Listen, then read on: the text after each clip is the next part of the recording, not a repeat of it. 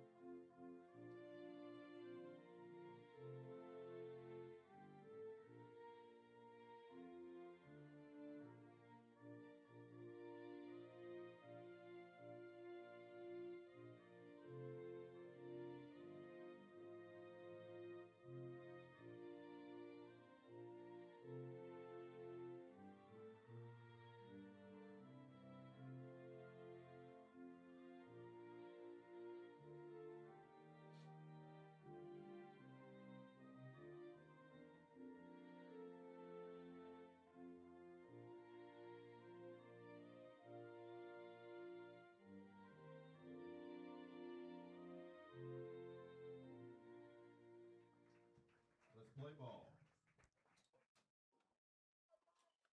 And there is a lot to be excited about here at Hickman County High School as far as athletics right now. The Hickman County High School softball team is deadlocked at 2 in extra innings right now, so we'll try to provide you with some updates as we hear them.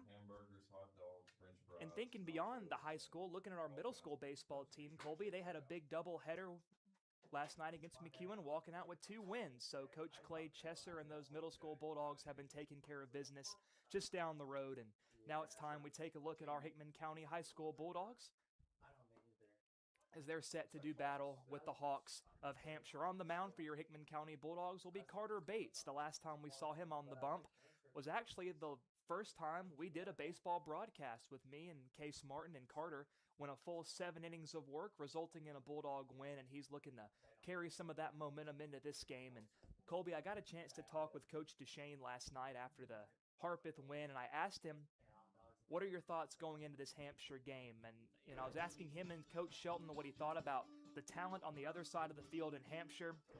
And they said it, and I asked him, I said, is it going to be sort of a toss-up, a 50-50? And Coach DeShane said, as long as Carter's on the mound, no game's a toss-up. He gives them the advantage 70% to 30%, so a lot of confidence in Carter Bates. Yeah, it's nice to have a guy you can rely on, and the old cliche, take the ball and go out there and give you quality innings, and that's what he does. It's so fun to play behind people like that too in the field, but having that quality innings type of guy that's what you see here. And we're ready for some baseball, Josh. Here we go, Colby. First pitch is about to be underway. Stepping in, the leadoff man. For Hampshire, it's going to be number 7, Trace Hoffman.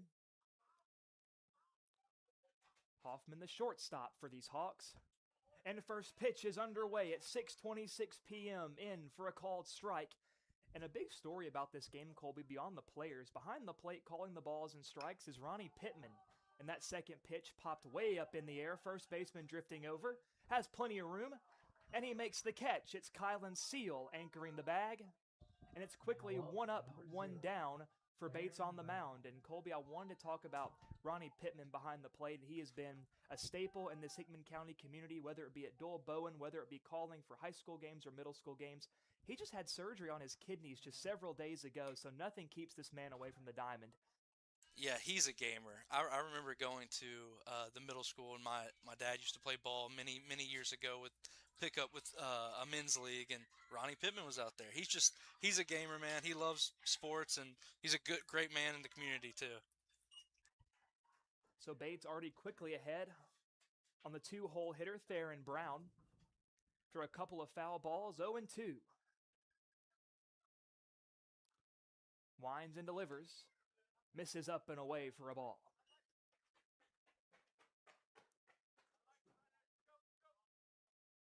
So it's the middle infield for the Hawks, kicking off their lineup. Check swing. No appeal needed. Pittman says he went around, and that's a strikeout for Bates on a wicked breaking ball in the dirt. Yeah, that's a great way of changing the eye level. Pitch before was a little high, threw a curveball kind of way in the dirt. Great way of changing eye level. Good first K right there, and we're moving right along. So 2 up, 2 down for Hampshire. Stepping in, batting third, their catcher, Cameron Nicholson. First pitch misses downstairs for a ball. Nicholson, a heavy hitter for this Hampshire team, and it's always good when you can get him up at the plate with no runners on base. That second pitch misses high, and Nicholson's ahead in the count, 2-0.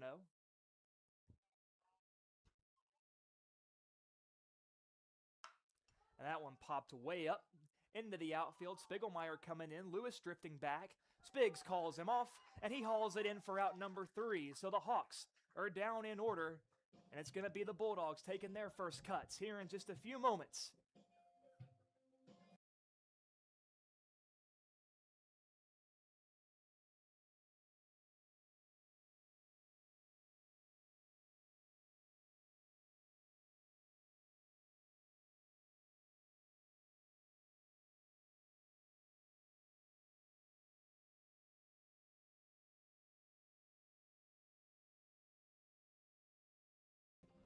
All right, ladies and gentlemen, we do have an update regarding our Hickman County High School softball team.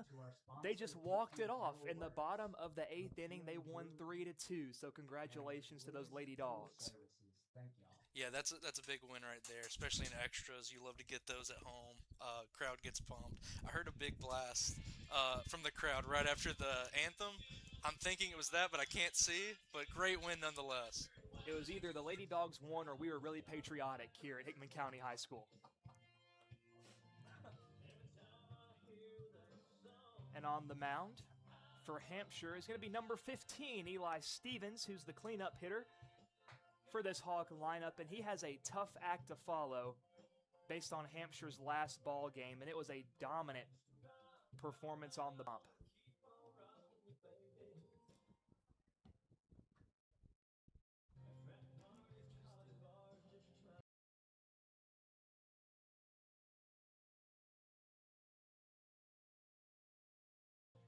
But as I was saying, there was a dominant pitching performance for these Hawks the last time they played against the FHS Lions, that 16-0 win.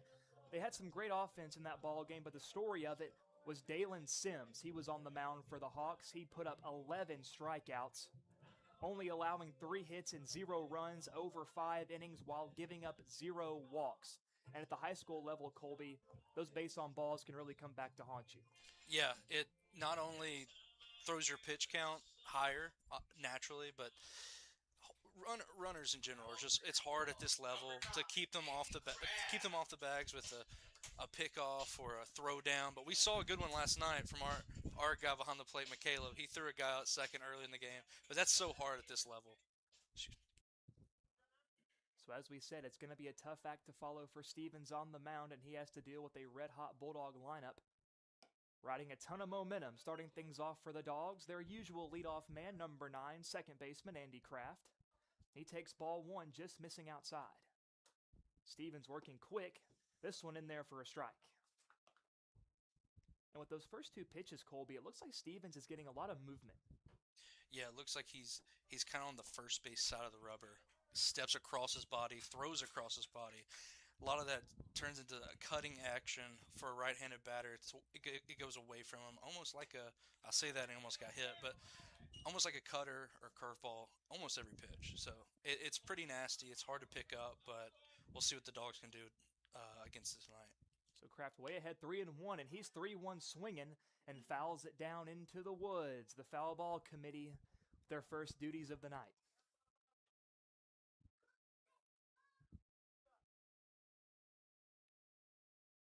Kraft looking to battle, runs the count full. The 3-2. Sky to center field, it's dropping. And a sliding play out in center, and he holds on. What a catch. Number 4, I thought that was down all the way. It looked like he was in a dead sprint at center field, and what a play out there. That was Colton Pugh, the center fielder, number 33 for the Hawks. So we're already seeing some leather being flashed in this game. And I'm a guy, Colby, I always lean more towards defense, so getting to see any kind of Gold Glove caliber plays, it always warms my heart. And John Michael Lewis steps in, takes a first pitch breaking ball, crosses the plate for a strike. Yeah, it's hard to get mad at a good web chip. Like, you don't see him often, and seeing a play like that, that's fun to watch. That one misses high and tied up on the hands of Lewis.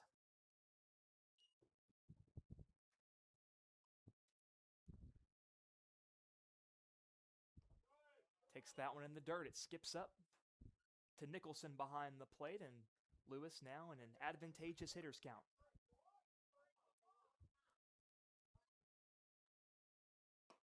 He takes strike 2, that one right down the chute, maybe slightly low at the lower thigh, upper knee. And again, Stevens has a 2-strike count on a Hickman County batter. Lewis takes that one low, a nasty off-speed pitch. Great discipline by Lewis. Yeah, I mean, just like we said, previous batter, everything is just, it's all moving, so it's hard to pick up. And Lewis down, swinging, and Stevens has 2 up, 2 down. Now up, number 1, Aiden Spiegelmeyer. And digging in, batting third for the Bulldogs, the center fielder, Aiden Spiegelmeyer, who made the last out of the top half of the first. Spiegelmeyer had that electric double in the 7th inning, which drove in a couple of runs that brought Hickman County within a run. And he was ultimately brought in by Carter Bates, who tied the game. Spiggs, first pitch swinging, and he grounds one through the 5-6 hole, and he's on with 2 away. Really good to just attack that first pitch. Don't let the pitcher get comfortable. If you see something you like it, take advantage of it. It's a great plan by Spiggs up there in the box. Let's see if we can get a two-out rally. Well, and stepping in now for the Bulldogs is number 12, Braden McCaleb, and he has been one of the most prolific RBI guys on this Hickman County lineup over the last couple of weeks. And he's made such an impact that he even drew an intentional walk in the final inning yesterday. They didn't want to pitch to him, and I can't say I blame Harpeth for their decision last night. It ultimately didn't work out, and that's the risk you take with intentional walks, but they like their chances not pitching to McCaleb.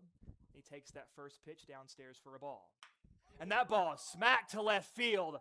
Back it goes, and it's down against the wall. Windmill on for Spiegelmeyer.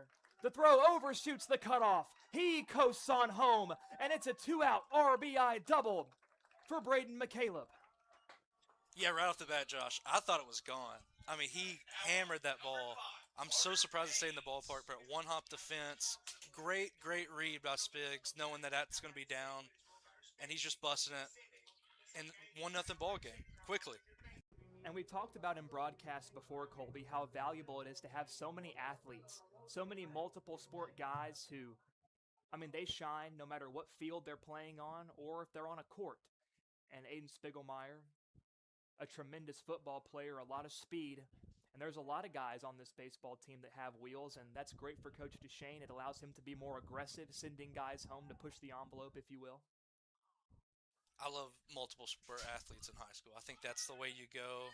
That's what coaches look at the next level too. But having just good athletes, you're going to find more gems than not. To be honest. Oh, absolutely. And Braden McCaleb was courtesy ran for. Healthy lead out at second. Pitch. Misses for a ball. Carter Bates now steps in for the Hickman County Bulldogs. The runner in scoring position out at second.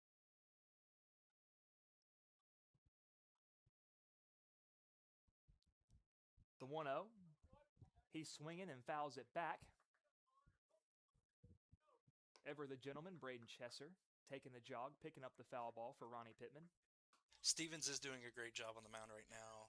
I know that one hit was pretty brutal for him, but a lot of his stuff is cutting. He is using something to kind of stay straight, and hitters are having trouble picking that up. And Bates sits back on the breaking ball and fouls it over the net. So Stevens ahead in the count 1-2, and Hickman County in this inning, I know we've had a small sample size, but they were doing their most damage when they were swinging early in the count because Stevens has tried some get-me-over pitches. It's the 1-2 to Bates, looks to protect, and he fouls off the breaking ball that might have been an inch off the plate, way too close to take. Yeah, you can't take that chance. We saw that in the Dominican-U.S.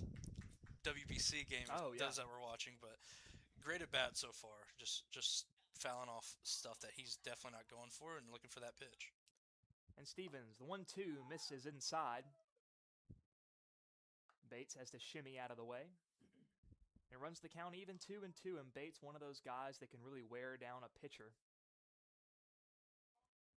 A tough out no matter what the circumstance is, and it seems like he rises to the occasion when there are guys in scoring position. Just like his pitching, he just does his job, and he does it well. The 2-2 to Bates. Pops it up. Back over behind first base. And the first baseman makes the play for out number 3, but it's the Bulldogs on the board first, courtesy of a Braden McCaleb double. And when we come back, it's going to be the top of the second. 4, 5, and 6 due up for the Hawks.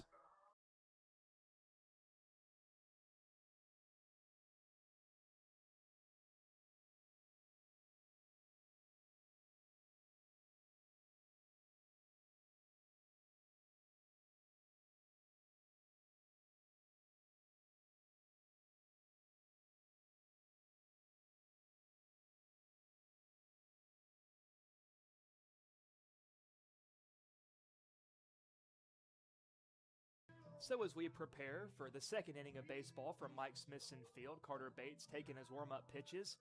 We thank you all for joining us for this broadcast of Bulldog Baseball. It's been an absolute blast being able to cover these guys, and we're looking to keep it rolling. But if it's something you want to see more of, that doesn't happen without sponsors. So if you are somebody or know somebody who wants to sponsor us here at WNKX for the duration of the the baseball season, please reach out to us on the WNKX Facebook page, or you can contact me on Facebook at Josh Copley. We would love to get in contact with you. And Colby, one of the great things about high school sports are the community connections, and that's what we've been trying to do here at WNKX, give these guys more exposure, because there are plenty of Hickman County citizens or those that are out of town perhaps that just can't make these games, and we try to bring it right to their living room. Yeah, Josh. I know for my case, I live in Spring Hill, work in Franklin. This has been tremendous, even basketball. It's been great to be able to watch your alma mater compete. So it's a great thing that I hope everyone gets a chance to check out. So stepping in is Stevens, smashes that one to left field. Qualls gives chase. That drops in for a hit. That's going to be a single for Stevens. Yeah, that's one way to help yourself. Get the inning going, first pitch, attacking it. Good play by Major and left to get that in quick so it didn't turn into a two-bagger. So, yeah, here we go. Dog's got some work to do with no outs. So Bates is going to be working out of the stretch as Hampshire finds their first base hit of the game. Pretty moderate lead for Stevens over at first. He respects the arm of Michaela behind the plate.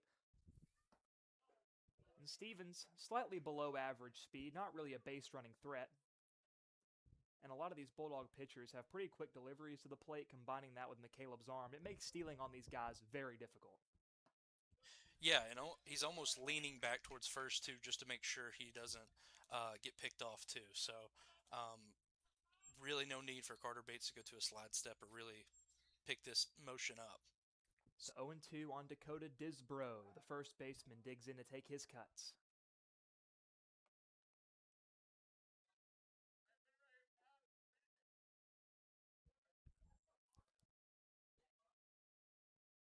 Bates has him 0-2.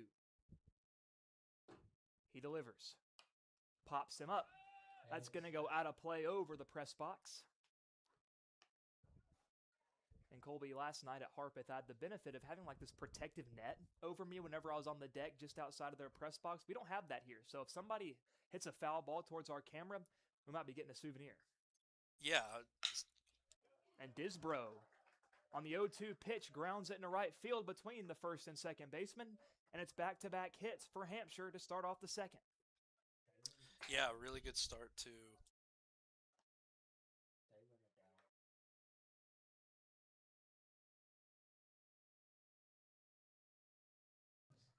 And we were just talking about this guy, Colby Dalen Sims, stepping up.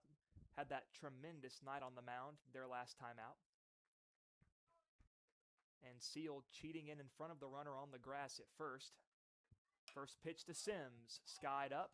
Seal gives it a look, but it's going to fall out of play. Yeah, you're going to see both the corners kind of play up a little bit, anticipating a bunt with no outs, two guys on, trying to move those runners over. So you've got both the corners kind of in. Braden at third is even with the bag. And Sims, now 2 pitches in the at-bat, runs it even 1-1. Hasn't shown signs of bunting, and if this game were maybe a bit later and they were struggling to get offense going, maybe we see a sacrifice bunt, but right now they're swinging it well in the second inning. So Coach Rochelle's riding with his batters. Bates spins, takes a look at second, no throw. Yeah, and I think it could also be one of those things where you said they scored 15 or 16 runs the last 16. game. So yeah, they've you're feeling hot at the plate. And Sims swings, hits that one to left. Qualls drops back a few steps. He makes the catch. Stevens feints a tag at second. He retreats. So Bates has his first out, but it was a loud first out. Great play by Major again to get that in quickly so that runner doesn't advance, because that would be a big runner at third base 90 feet away, but he got that in quickly, and now we're back to where we were with one extra out. So now it's Cash Boschers digging in for Hampshire. Couple of men on, runner at first and second with one out. He's first pitch swinging and fouls it off of McCaleb's mask. Might have to shake the cobwebs a little bit. Yeah, those are, from experience, those are no fun.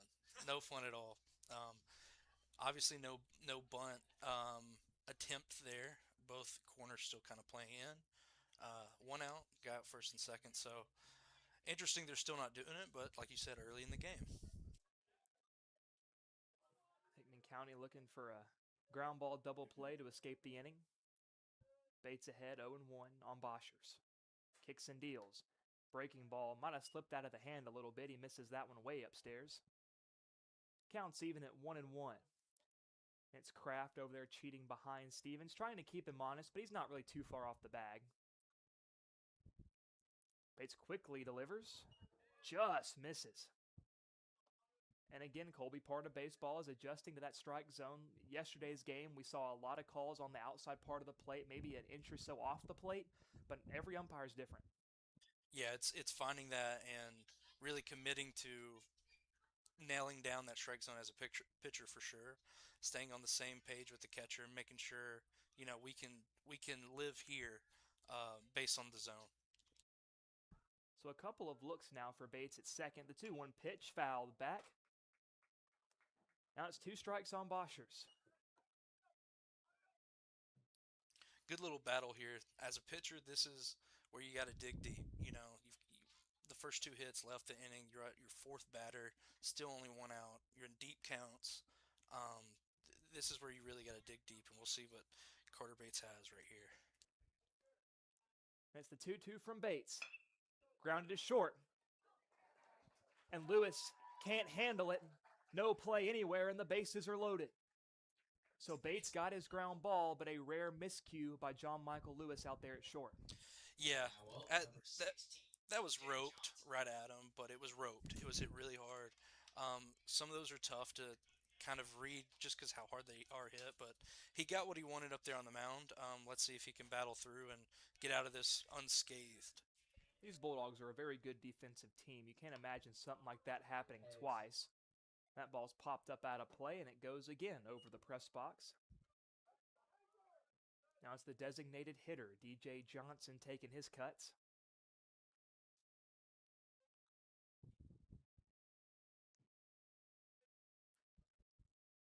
Bates fires. Just off the black. Evens the count at 1-1. And even though he's gotten in a bit of a jam through an inning and a third, Bates only throwing 18 pitches. He's been pretty efficient, but needs to record an out now. Yeah, that first inning really did help. Got through some guys pretty quickly there. I think he threw like 7 pitches, but corner's playing in right now. You're hoping for, honestly, another ground ball. And he gets Johnson to chase. And when you're ahead in the count 2-1, that's going to light a coach on fire down there at third. Could be in a 3-1 count where a ball brings in a run. All of a sudden, you got to go into protect mode. So Bates, 2-2, looking for that put-away stuff. Kicks and deals. Just misses. That's a tough take by Johnson. That runs the count full 3-2. Nowhere to put him with 1 out.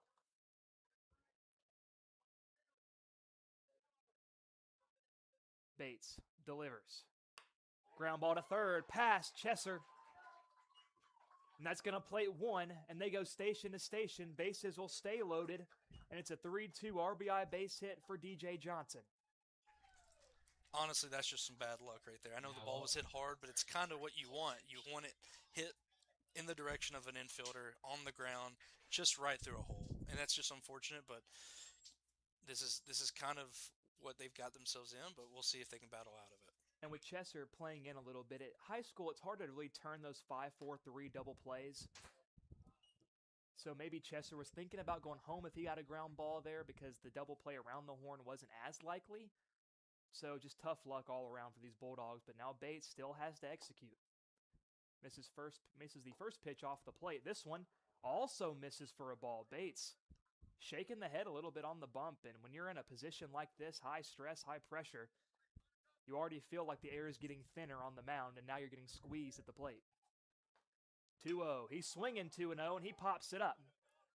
That'll be an infield fly. The batter's out. Kraft still makes the catch, and he's tagging and going home. He overshoots McCaleb, and Disbro scores. So Hampshire takes the lead on some gutsy base running. Yeah, you don't see that often. A guy tagging from third with a fly ball to second base on an infield fly with 2 outs. That's just, I never would have thought that would have happened. But now you don't have the force. No guy at first base. You got a second and third. do have 2 outs, but now the top of the lineup is back up. And the way the Bulldogs have been swinging the bat at the plate, the way they've been able to manufacture runs, you don't have to sweat being down, at least by a margin as small as this one. But you want to protect Carter Bates' arm. You want to keep him in this game for as long as you can. And while we did see Jackson Warren yesterday go 101, 102 pitches, you don't want that to be the norm for your guys. You want to be able to save up. You want to be able to keep your players as fresh as you can because it's a long season. You play a lot of games during the course of just 1 week. I mean, this has been our 3rd game in 3 days. You need as many arms as you can for as long as you can. And a lot of that starts with just getting quick outs early in counts. I will say the one thing is you don't play again for another week, which is good. But like you said, you don't want to make it a habit. You really want to be more pitch efficient, and we'll see if he can get back on track right here. And Hoffman steps back up, and he hits that one high out of play. That's probably going to hit the softball field. It did. It hit right field. It Good falls call. right in. Great call. So Bates gets ahead 0-1. Hoffman 0 for 1 on the day. This is his 2nd at-bat as the lineup turns over, the shortstop for Hampshire. The 0-1 pitch. Called strike 2. And Bates is just 1 strike away from limiting the damage.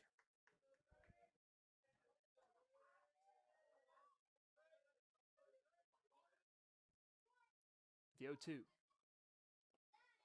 Misses down and away. A nice block by McCaleb.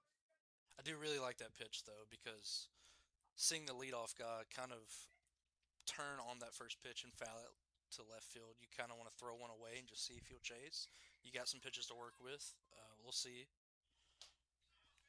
And again, Bates working that outside corner, misses just off the black. And McCaleb, pretty decent frame job, but I think that's the right call.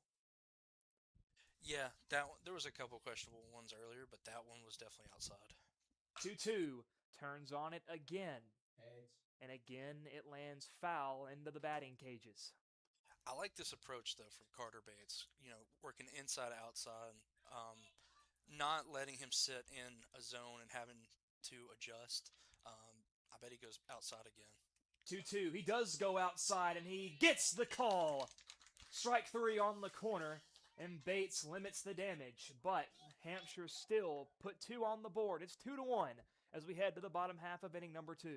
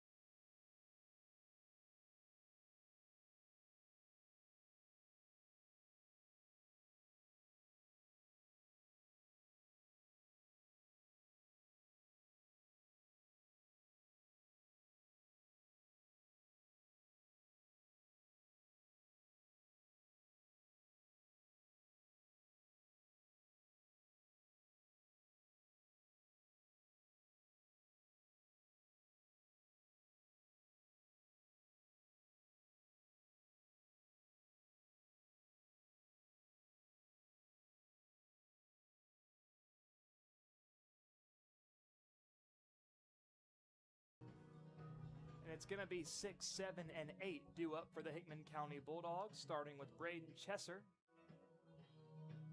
As he takes his first at-bat of the day. Chesser had a huge at-bat late in the game yesterday. He hit the ground ball that would ultimately tie the game for the or would ultimately give them the lead rather in the game yesterday. So Chesser has certainly been playing a pivotal part of this Bulldog team as the season's now under full swing. And it's great to see a young man like Chesser build that confidence early. It definitely sets the table, not just for the rest of the year, but for the rest of his baseball career at Hickman County High School. The craziest thing, too, is he looks like he's been here for 3 years when he's playing third base or in the box. He just looks like he's a junior, but he's a freshman. It's pretty cool to watch. Also, just playing for Coach Chesser, and seeing him this tall is kind of weird in the box, but I agree. man, he's a good player. So Chesser ahead in the count, 2-1.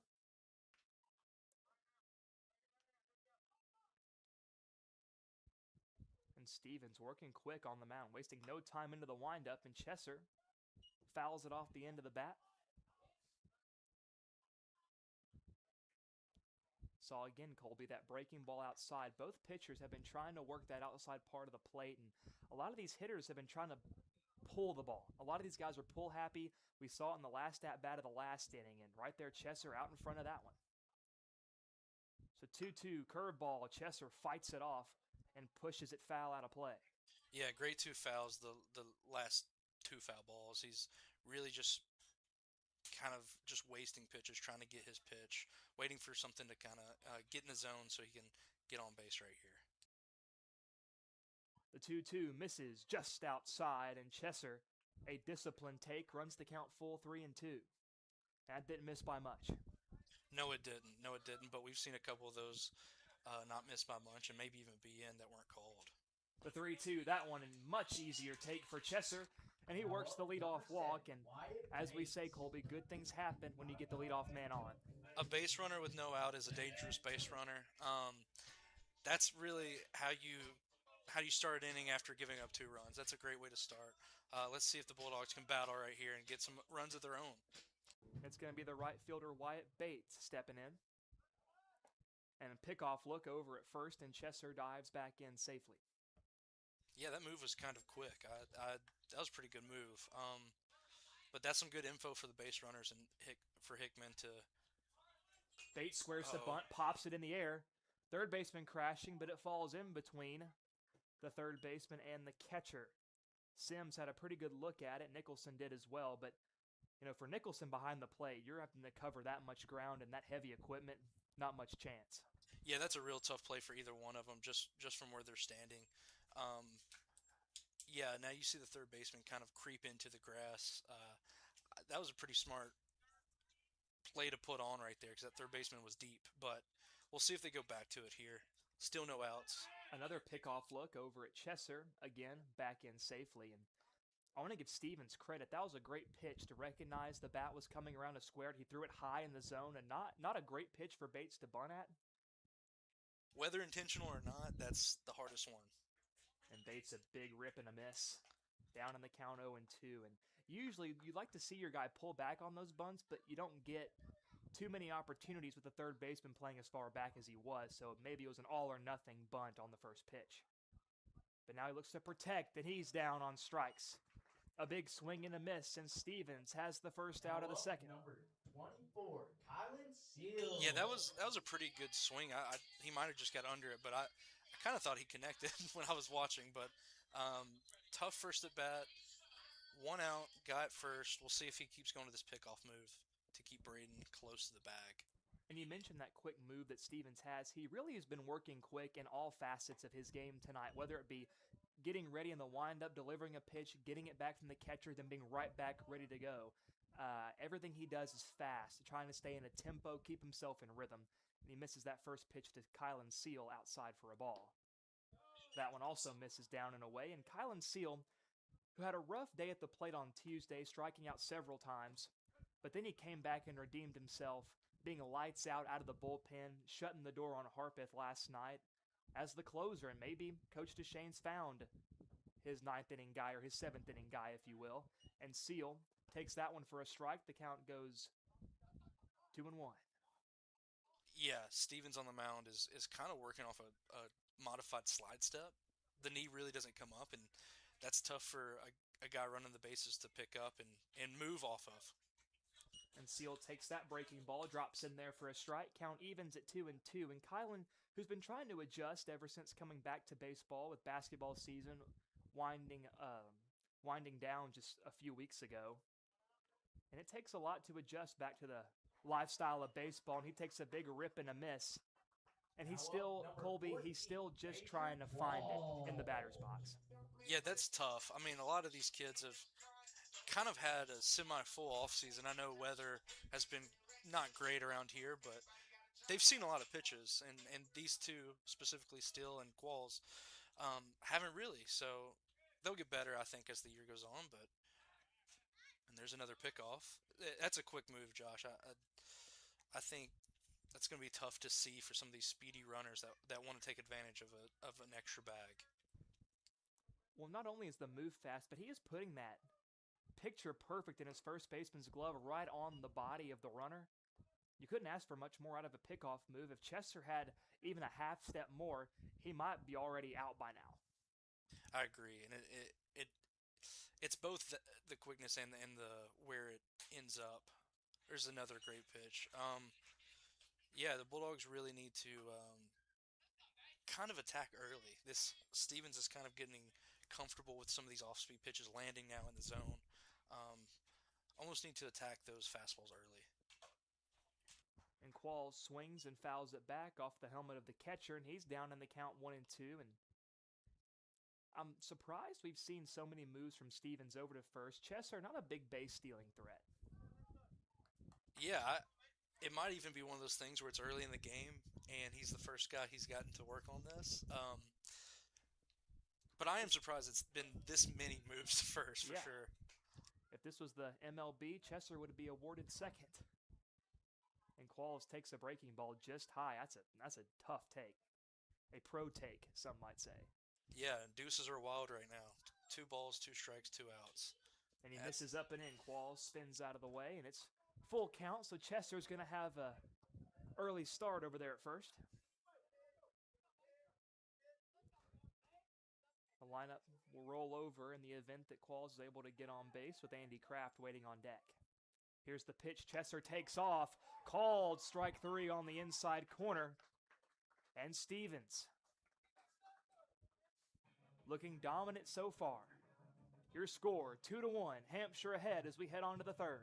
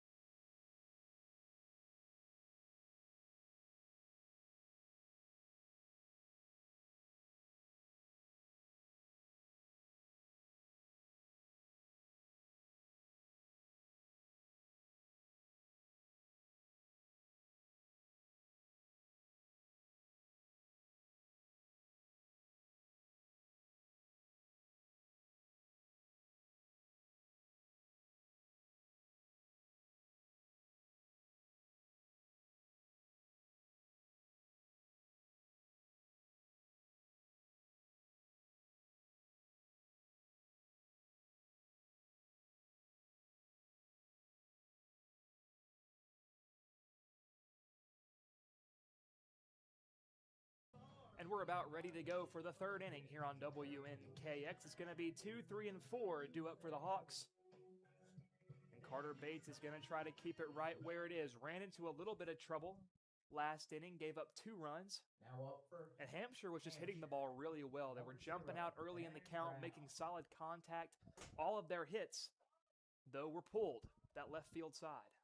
Yeah, I wouldn't be surprised if they start kind of having that game plan they had for the last hitter of the last inning, inside, outside, working, changing kind of where the batter's eyes are going. That seemed to work really well to end the inning last inning. And that one's popped up. In the field of play, Kraft calls it. And he squeezes it for the first out. And back to similar to what he did in the first inning, get an out early, get back on track for the pitch count. That's a good sign from Carter Bates. Now it's going to be the backstop, Cameron Nicholson.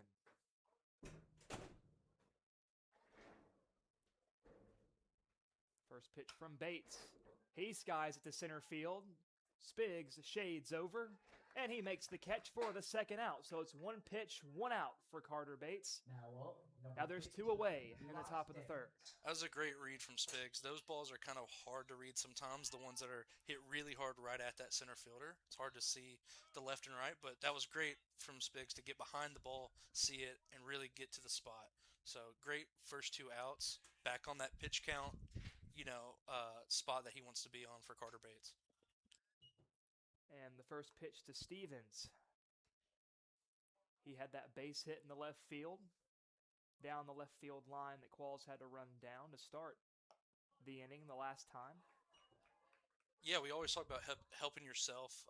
I know I said that a lot to my buddies watching high school sports is, pitcher can help themselves by getting on doing that. Well, he really did. And he swings and he pops that up.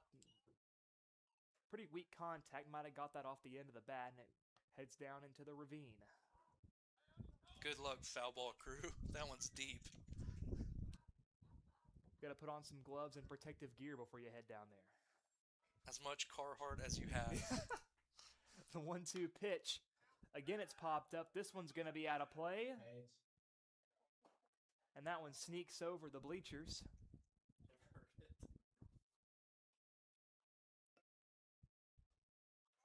And Bates way ahead on Stevens, 1-2.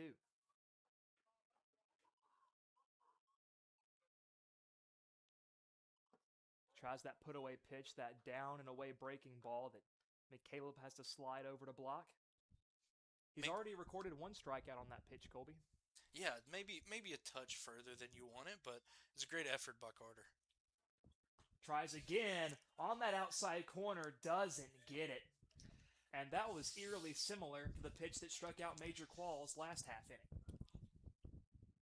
Yeah, it's... He's swinging 3-2. Lewis backhands it. Gets to show off the arm and fires a strike over to Kylan Seal. In time, inning over. And just like that, we're heading to the bottom half of the third on WNKX. Don't go anywhere.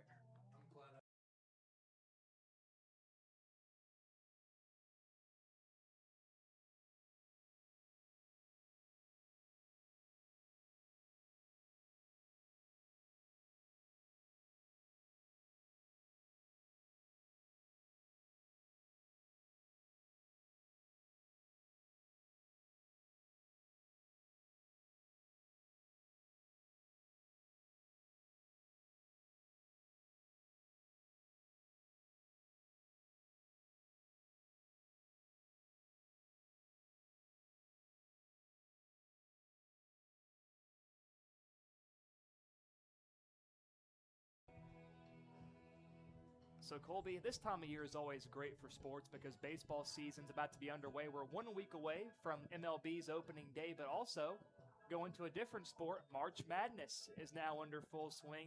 The first big round of play was today. Did you get to watch any of it? Let's just say I didn't work a lot, Josh. I told a coworker today actually that this is the best time of year for me. You get the weeks of March Madness into April, into the Masters weekend, one of the spectacles of sports, right into baseball, and it's just boom, boom, boom. I love this time of year. Also, the weather's getting good. Absolutely. Like, it's hard to beat spring into summer. Well, I'm glad we're finally getting back to the weather we had before this last weekend because these last 2 nights have been brutal calling baseball games. Temperatures in the 40s and 30s. That's not baseball weather, Colby, but tonight, 75 degrees. Oh, man. It's nice. Yeah, take that, Puxatawny Phil. We're back. It's springtime. That groundhog. You better not let me catch him. First pitch to Kraft. Goes the other way with it, and that's a base hit. So first pitch swinging, a little bit of inside out in that ball. John Michael Lewis. That is such a swing. You know you're living right. The ball is right in on your hands. You kind of throw your hands at it. Comes off the handle and goes between the first base and second base hole. So great start. We'll see if he gets running. We've seen the pickoff move. We haven't seen the catcher throw yet. But curious to see if he takes advantage. Tries to steal a bag right And here. we know Kraft's going to be pretty jumpy over there at first. And Oh. Stevens, pickoff gets away. Disbro has to give chase, and Andy goes into second standing. And Colby, we see Stevens, when he has that quick pickoff move, he's always throwing low. That puts a lot of pressure on Disbro because sometimes he might short arm it. He has to pick it out of the dirt, and that right there just couldn't handle it, and it's a free base, just the risk you take. Yeah, it's definitely a tough ball for the first baseman to have to figure out if they're going to be on the front side or the back side of the batter, have to pick the ball. The batter's also sliding, and what a good bunt. And Lewis lays he's that there. down. The third baseman had to cover third, Now up, number and one, Lewis gets the first without a throw. That's like some of the best baseball to watch. And I know a lot of people say, you're an old head if you like the bunt, but man, your two-hole, one of your best hitters laying down a bunt like that, third baseman caught off guard. There's nothing better than seeing that. Now you got no outs, first and third. And to put it bluntly, Hickman County, they've had some hits tonight, but they haven't been swinging it as effectively as I think Coach DeShane would want them to. And that's a great way to get something started. All of a sudden now, runners on the corners, nobody out. And like you said, who in the world would expect John Michael Lewis, of all people, to lay down a bunt? So it's going to be first and third with Aiden Spiegelmeyer. Due up, he's 1 for 1 on the day. Had that base hit his last time up. He squares and puts down a bunt. The catcher has to come get it. Takes the throw to first. Hits Spiegelmeyer in the back. Kraft scores with these. Lewis goes to third. Stop sign thrown up, and he rounded third base hard. And the throw comes into the catcher, and Spiegelmeyer is safe at first. Back-to-back bunts, paying off for the Dogs. That is some real good small ball. I love that so much. I also love the stop sign from Coach. Almost literally pushing John Michael back. What a good stop sign. But man, that's two really good calls. You don't expect the 2-hole and the 3-hole to lay down bunts, but that's likely why that worked out. And they're putting a lot of pressure on this defense as well, who hasn't had to work really all that hard throughout this game so far. And whenever you bunt, you put a ball in play, you're making these guys execute.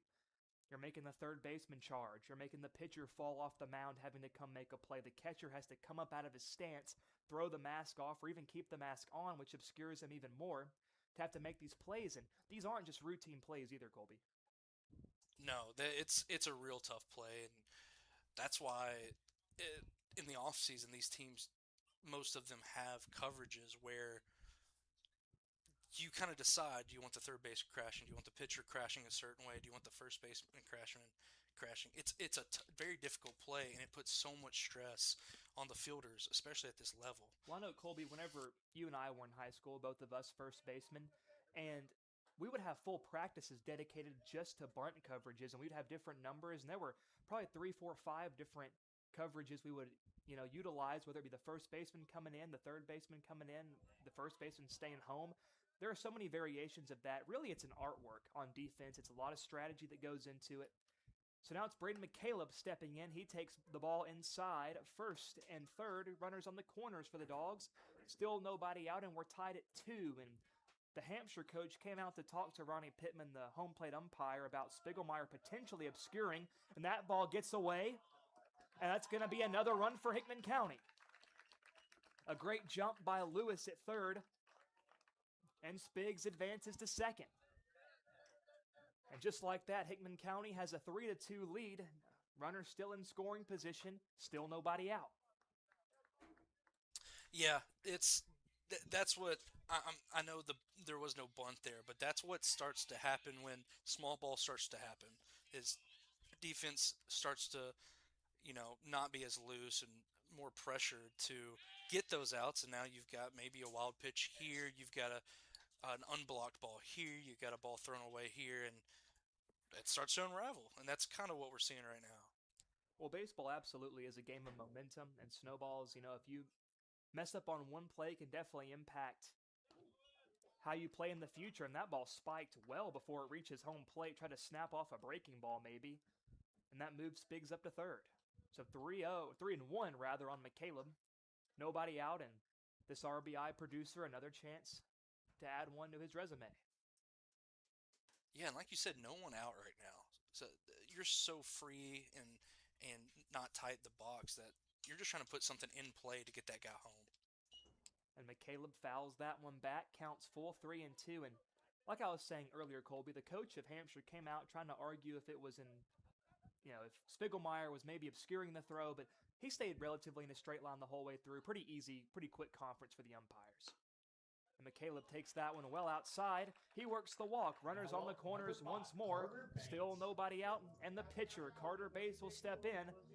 And it's time for your favorite phrase, Colby. He can help himself with a runner on third, nobody out. I love that, and because you don't see it in the MLB anymore. There's DHs, so we got a pitch runner. It looks like if you wanna, who is that? It's Ruger Toddy, I There you believe, go. that's in the run for Braden McCaleb as the courtesy runner. Yeah, you don't get to see that in the MLB anymore. Of well, courtesy runners too, but pitchers helping themselves. I love the DH. I'm not saying take it away, but And oh Bates wow, lays down a bunt. First base side. Stevens only plays to first, and that plates another run. Spiegelmeyer comes across with ease. That also moves Toddy up to second. So Now great up, number situational 28, baseball. Braden Chesser. And Colby, that right there really harkens back to the old days of the MLB when we were kids. That late 2000s, early 2010s, seeing pitchers with runners on first, less than 2 out, giving themselves up, putting a bunt down. But that one, a little bit of a bonus with a runner at third. and these guys putting the bunts down are your 2, 3, and 5 hole hitters. You don't see that ever now, but I feel like that was rare back in the day when it happened more. Yeah, absolutely. Now Braden Chesser digs in. He walked his last time up. He's ahead in the count 2-0. And Josh, you still have a guy in scoring position at second. Only 1 out.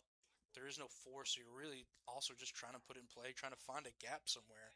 And if you can do that, that's a 4 spot in the inning. And Chesser swings. A bit of an off-balance swing from Chesser as he fouls that one away. Yeah, that's a good old staying alive. I know that was the first strike, I think. Yes. But that looked like something where he was like, I'm just going to spit on it and get something else. The 2-1 to Chesser. Swings, drives that one to right field. Back he goes, and he can't make the play. It's down. Toddy being sent home. Chesser pulls up at second, and he beats it back to the bag, and Toddy comes around to score. That was such a accidental deke by Braden Chesser right there. We saw Ruger rounding third, kind of stopped, looking at the throw next to coach. Braden Chesser off the bag a little too much. Second baseman catch it, turn around, see Braden off the bag, not even look at the guy at third. Easy score. Braden still gets back. Well, the guy that ended up having the ball was Theron Brown, like you said, the second baseman. I think he thought there was no play at the plate, so he turns, immediately looks at second, almost had Chesser, but that slight distraction let Toddy coast on home, and it looked like Coach DeShane was giving him the windmill the whole way through, but maybe Toddy started questioning himself a little bit. Either way, that's a great 4 spot and a great answer to the second inning from Harpeth.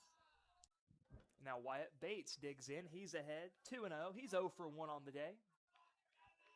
But an RBI opportunity, still less than 2 outs. What you want to do here is just do something productive. First baseman cheats in on the grass. That one misses up and in, 3-0. And Stevens, who was super efficient through the first 2 innings, a bit of a rough spot for him here in the third. Yeah, I think the bunts, I keep going back to that, but it seems like that might have rattled him and maybe the catcher too with some of these pass balls. Finally gets one over for a strike on Wyatt Bates. Still ahead in the count, 3-1. And it's rare that shortstop is the one holding on Chesser at second, even with a right-handed batter up. Have you seen that before, Colby? I haven't. The second baseman is playing very, very far to the right. I wonder if they're maybe expecting a bunt again from the 8-hole batter, and the first baseman might crash. But that second baseman is playing way in the hole. The 3-2 pitch, Bates. Check swing, no appeal needed. He's down on strikes, and Now Stevens up, number 24, Kylan is Seal. 1 out away from finally ending this disastrous frame for the Hawks. And it's going to be Kylan Seal who's looking to finally get something going.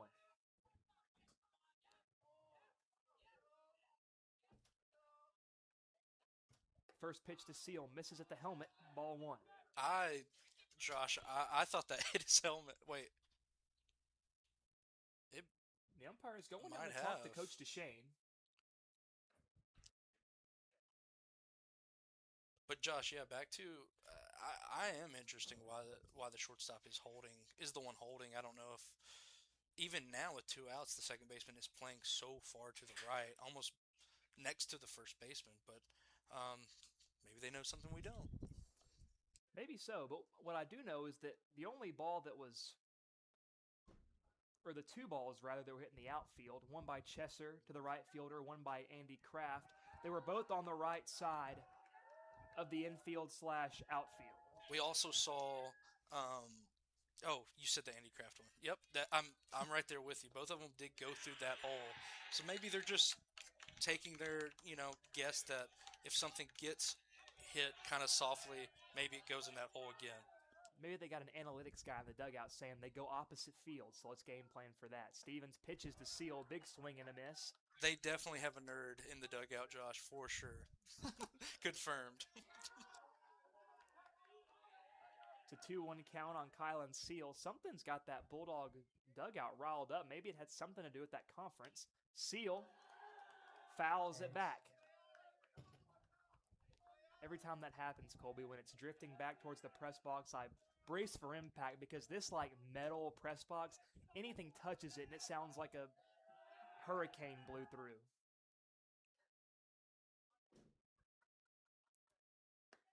That one misses inside.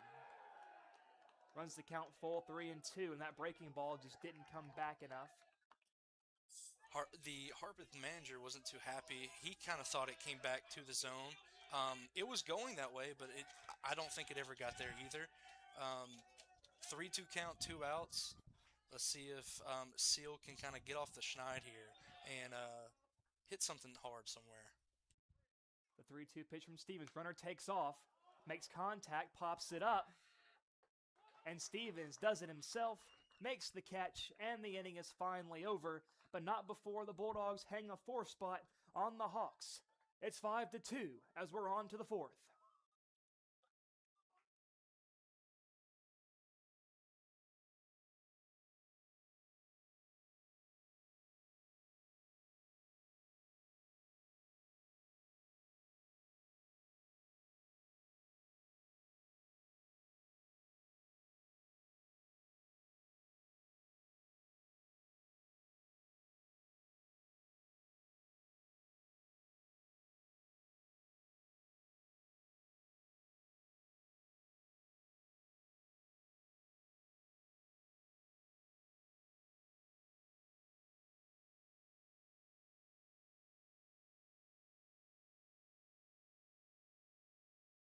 So, Colby, one of the best parts about in between innings, especially for a baseball game, we can talk about pretty much whatever we want. And it's been, as we mentioned, it's been a great day. It's been a great start to the best time of the year for sports. I know for me, today I was watching very closely that High Point, Wisconsin game.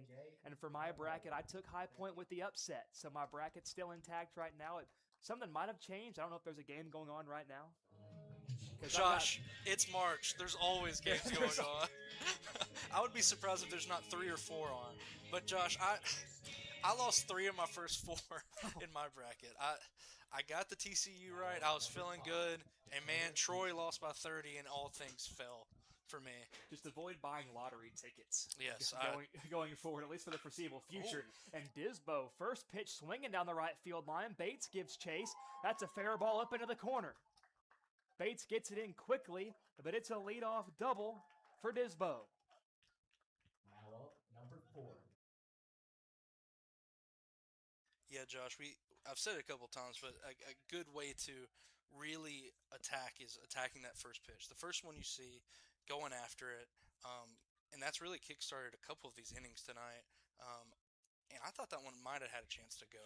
It was hit really hard down the line. It was a super sweet swing by Dakota Disbro, and he's got some pop in that bat, Colby. There are not a lot of lefties in this lineup for either team, but a lefty swing just looks beautiful. Always. In golf, baseball, it doesn't matter. That first pitch to Sims misses just outside for a ball.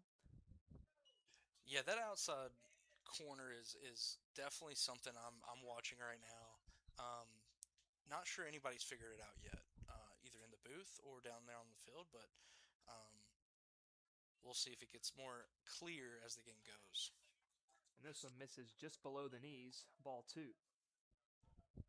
over at first base, Kylan Seal cheating in on the grass. And if you're Eli Stevens over there in the dugout, there's nothing more that you love to see than your guys picking you up, getting a leadoff extra base hit after you had that rough half inning on the mound. Yeah, we talked about him doing it, starting the rally the last time. It's good to maybe see his guys doing the same for him. That pitch in there for a strike.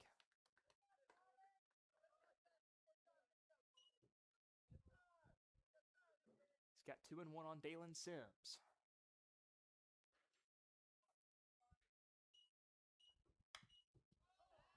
That one's fouled off. Yeah, this is a great way that Carter has battled back into this one. Now it's two. I thought it was a 3-2 count. It might be a 2-2 count. But yeah, way to battle back into this at bat. Pitch from Bates. Called strike 3, and it looked like Sims was about to toss the bat and head down to first. But Ronnie Pittman says, not so fast. I think I heard him say that from up here, Josh. Yeah, Verbatim, not yeah. so fast. Hey, Ronnie's quite the personality. I wouldn't put it past him. So a big strikeout there, a good answer by Bates to the leadoff double. And it's first pitch swinging for Boschers, and he fouls it away. I'm watching Disbro at second right now, kind of jumping back and forth, and you can kind of see on the camera right now, Carter Bates, he has his attention. So I really want to see John Michael Lewis giving signs. I want to see those middle infield guys kind of start to creep in, as you see Kraft start to do right now. Yep. And Bates spins and checks on him, and Disbro, couple of steps and back in. Kraft keeping him honest, but not super aggressively holding him on. And the pitch fouled off again by Boschers, and Bates is way ahead in the count 0-2.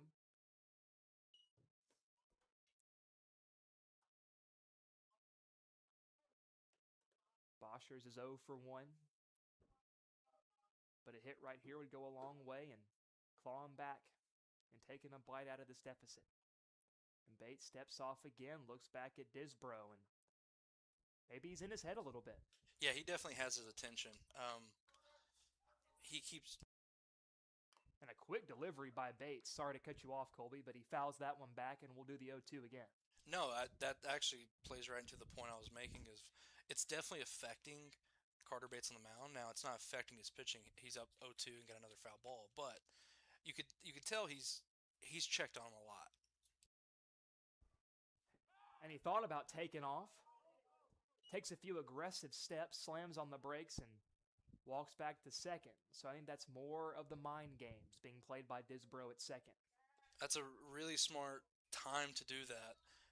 Your batter at the plate is 0-2 right now, fighting kind of for his at bat, and try to throw this pitcher off is kind of what your job is over there. Oh! And Bates spins and throws. Kraft applies the tag.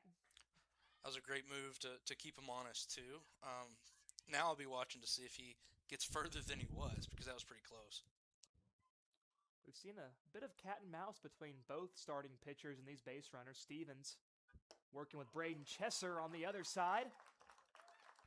And Boschers is down swinging. Bates records another punch out. And after the leadoff double, it's 2 straight outs. And with 2 away, DJ Johnson now steps in, the designated hitter, and Bates might be able to get out of this unscathed. I think he's starting to get in a groove. He had 1 strikeout coming into the inning. He's got back-to-back strikeouts now. That one misses outside for a ball.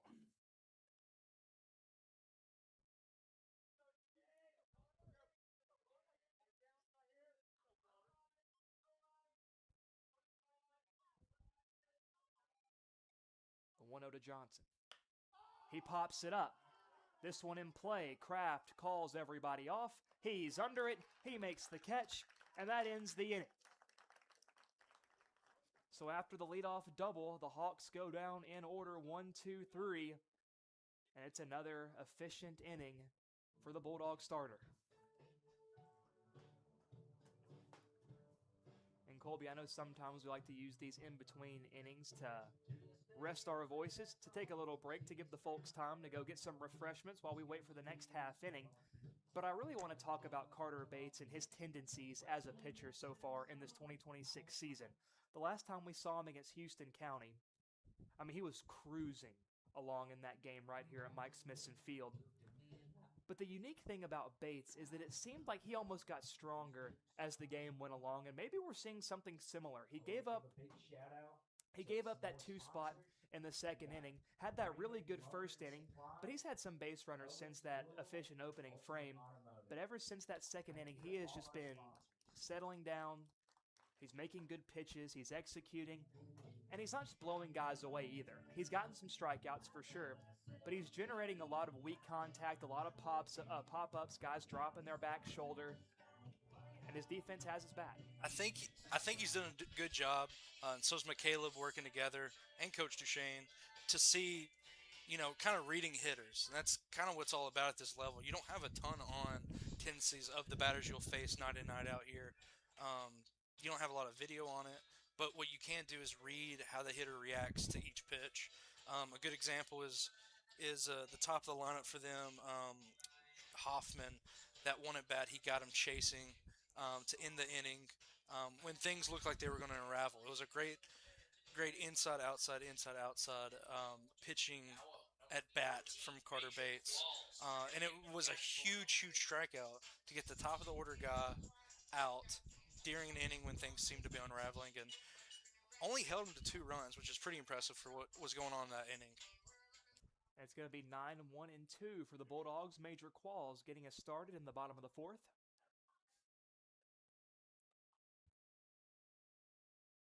Squares to bunt, pushes it foul into the net, and Colby, what I saw right there, maybe you saw it too. When Qualls ran up for that bunt, the bat angle, usually you want it in an upright angle, kind of dipped it right there when he went down to poke at it, and that's a recipe for popping it straight up as he did right there. That happens a lot too when you're lefties specifically running out of the box like that. Your body tries to go one way, and your bat just kind of falls in your hands. And speaking of falling, the shortstop drops one.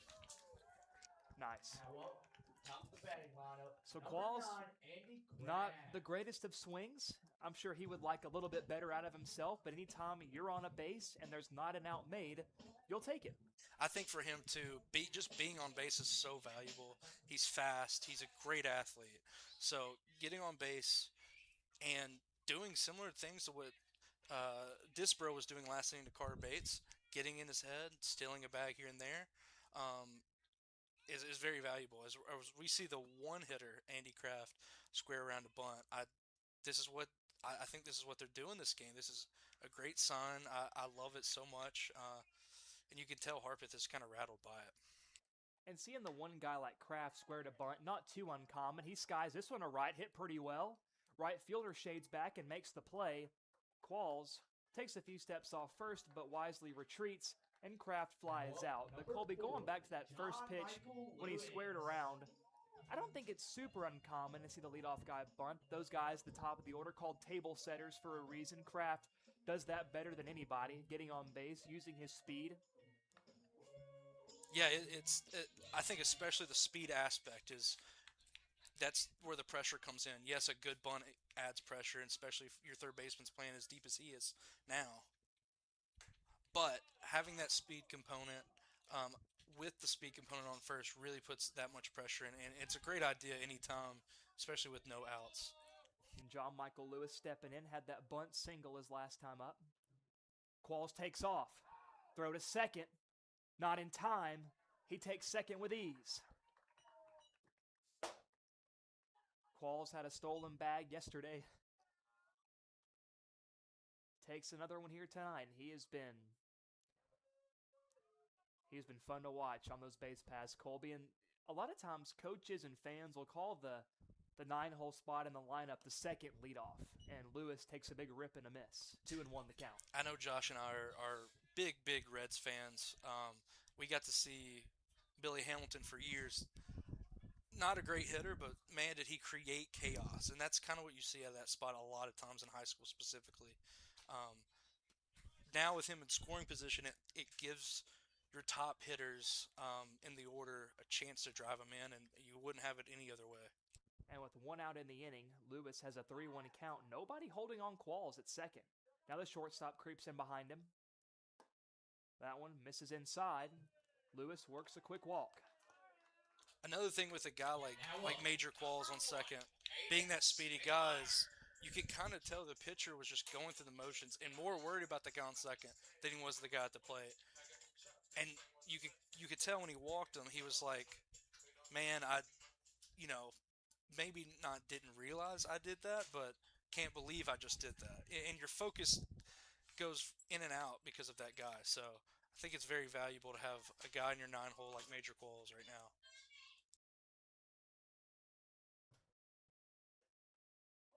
First pitch to Spiggs, bunts at first base line. In play, Disbro wants to go to third with it, and he's out. They got the force of Qualls, who, oddly enough, didn't slide. It was almost awkward, like he didn't expect the ball to be coming that way, because when the ball got there, he almost double-checked, like, I didn't realize that was coming this way.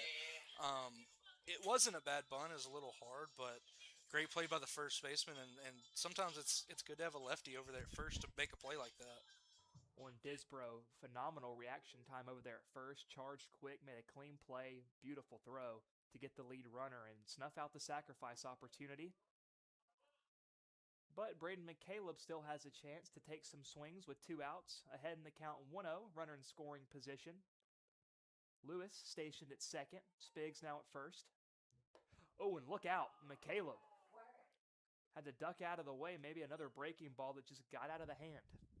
Yeah, especially we talked earlier about how this pitcher's coming across the body. Sometimes you'll lose one every once in a while, and it won't cut like you're used to. Stevens 2-0. McCaleb, a bit of a half-hearted swing, and that's not the kind of cut you want to see out of your cleanup hitter. And this probably was not on purpose, but you see one almost close to your head, and then you see a ball.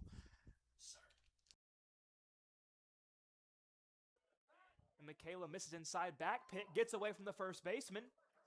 Excuse me, sir. That's going to be a run. And another Hampshire miscue. And it's 6-2 Dogs.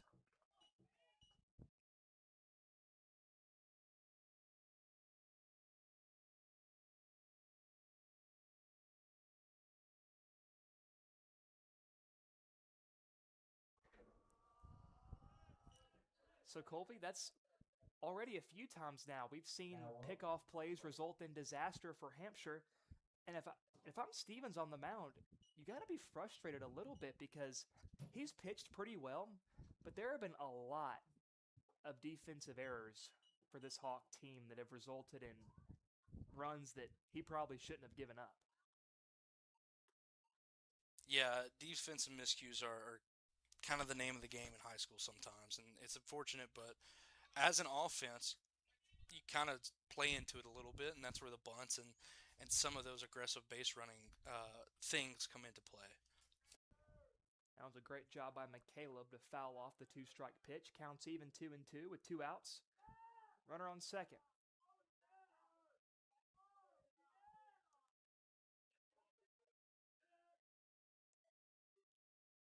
Decent lead at second. Here's the pitch. McCaleb turns on it. And McCaleb 1 for 1 today. Last time he was up, he bashed the ball off the left field wall. Looked like it was going out for a moment or two. He had a big walk also during that big inning in the third. Sandwich between 2 bunts, and that's a great swing, too. And he goes out and gets it. Outfielders are playing back. That's going to fall in. And it's going to be another RBI for McCaleb as Spiggs comes around with ease. Now up, number 5, Carter Bates. And between innings 3 and 4, the Bulldogs have been pouring it on. And nobody's loving it more than the guy coming up to the plate, Carter Bates. And that makes it 6 of the 7 runs during this game coming from this inning and the last. What was that? What was what? Nothing. Continue. Anyway. Must have been the wind. Must have been the wind. No, great at bat. You can see him battling, and that one was off the plate, but as we've seen tonight, that's kind of an inconsistent spot. You don't want to leave that to chance, and It was a great Please check way to out the throw the concession hands stand. out, get something in play, try to get the runner in. Very good at bat right there by McCaleb. We're having a meeting at the mound. The manager comes out to have a chat with Stevens and his infield. And to put it in perspective of how Stevens has been pitching and that the scoreboard doesn't tell the entire story, he has pitched 3 2/3 innings. He surrendered 5 hits, 7 runs, only 2 are earned. Yeah, it's been a little wacky to say the least, but he's thrown the ball pretty well, I think. Just no real help from the defense, and we'll see if more bunts and wacky things continue. First pitch misses outside to Bates, and Stevens, through 3 2/3, still has those 3 base on balls, which is a pitcher you'd like to limit those as much as you can, but he's turned around and also has recorded 5 strikeouts. So it's been a pretty mixed bag for Stevens, and that breaking ball misses inside off the plate to Bates. He's ahead 2-0 with 2 outs and a runner over there at first. To Ruger Toddy, who courtesy ran for McCaleb the last time, does so again. Decent little lead. That one in there on the inside part of the plate for a strike. Yeah, that's not a bad take, honestly, especially 2-0, finding your pitch right here, and keeping the line moving. And 2-1, a pretty good hit and run count. Toddy not in motion. Oh, that hits Bates high. I thought for a second it got him in the face, but maybe it just hit him in the high shoulder. It was close. I also thought it was like that trap neck area, I want to say. It's very close, but those are no fun to wear. From experience, they're not fun to wear at all. Now up, But number Bates is a tough 28, cookie. He didn't really Brady react Chester. much to it, and he walks on down to first and gets courtesy ran for.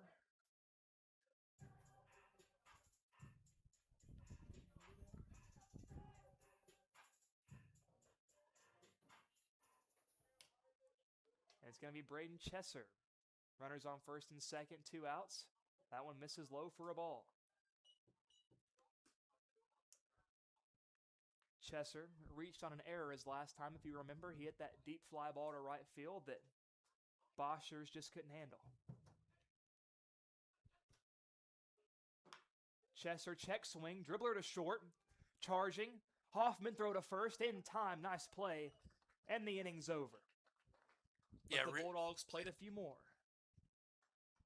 I'm sorry, Colby, go on. yeah, really good play by the shortstop, and that's your leadoff hitter too. So probably your best athlete, I would say. If he's leadoff and shortstop, and he showed it right there. I think Hickman County just continues adding on run support for their starting pitcher on the mound. Currently leading 7-2 over the Hampshire Hawks. And Colby, are you sort of surprised this game has turned around the way it has? Because the way it started, I thought we were going to get a good old-fashioned pitcher's duel, a low-scoring affair where it would come down to the 7th inning. And not to say Hampshire won't rally and put some runs on the board. They've had some good swings. But the momentum is firmly with the Dogs right now. Yeah, and you'd like it to stay that way if you're Carter Bates right now. You'd like to live in the zone and really not mess around right here, being up 5 going into the 5th, going late into the game. But we have seen this Hampshire team, have a big inning, so you don't want that to happen again. So, Colby, if you're coaching Hampshire, when do you maybe try turning to small ball? You saw it work for the Bulldogs, who have been a pretty good hitting team, but Coach DeShane has shown that he is not embarrassed or ashamed to utilize the bunt to great effect. So maybe Hampshire, Coach Rochelle, maybe tries to do something similar. It's a really tough thing when you're down so much right now to pull that out. But that's kind of how the Dogs got to where they are right now. So it really is something that they would have to decide, and probably now. You can't wait around on small ball usually. And it's going to be 9-1-2 for the Hawks. Digging in is Colton Pugh, one of 2 left-handed batters in this Hampshire lineup. Chesser cheating in on the grass. He squares to bunt, pops it up. Off the net foul. Good call by you to think about the bunt. A great job by Braden Chesser to anticipate that. So. Well, I don't want to claim that I have any sort of foresight, but when you have your 9-hole hitter due up who runs as well as Pugh does, it seems like a better time than any to try to get something going. Doesn't square around on that second pitch, and Bates misses way upstairs for a ball 1-1.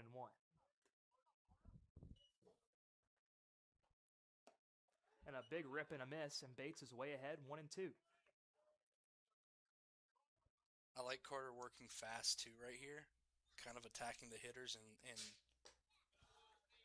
just going. I like it.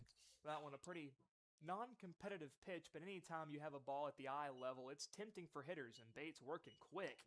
And a big swing and a miss. He struck him out. Now up, number 7.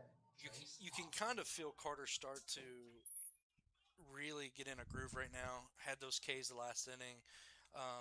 Back-to-back zeros from back-to-back innings. I think he's starting to settle in, Josh, which is great for the Dogs in the 5th.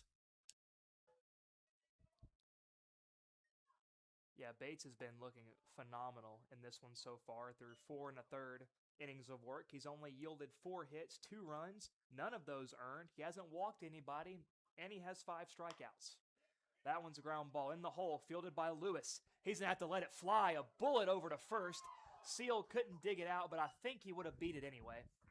Yeah, that's a tough one to make, especially going as a shortstop to your throwing hand side, to your right side, and having to throw across your body, across the diamond, to the leadoff hitter who's fast. It's just a tough play, but great effort on both sides.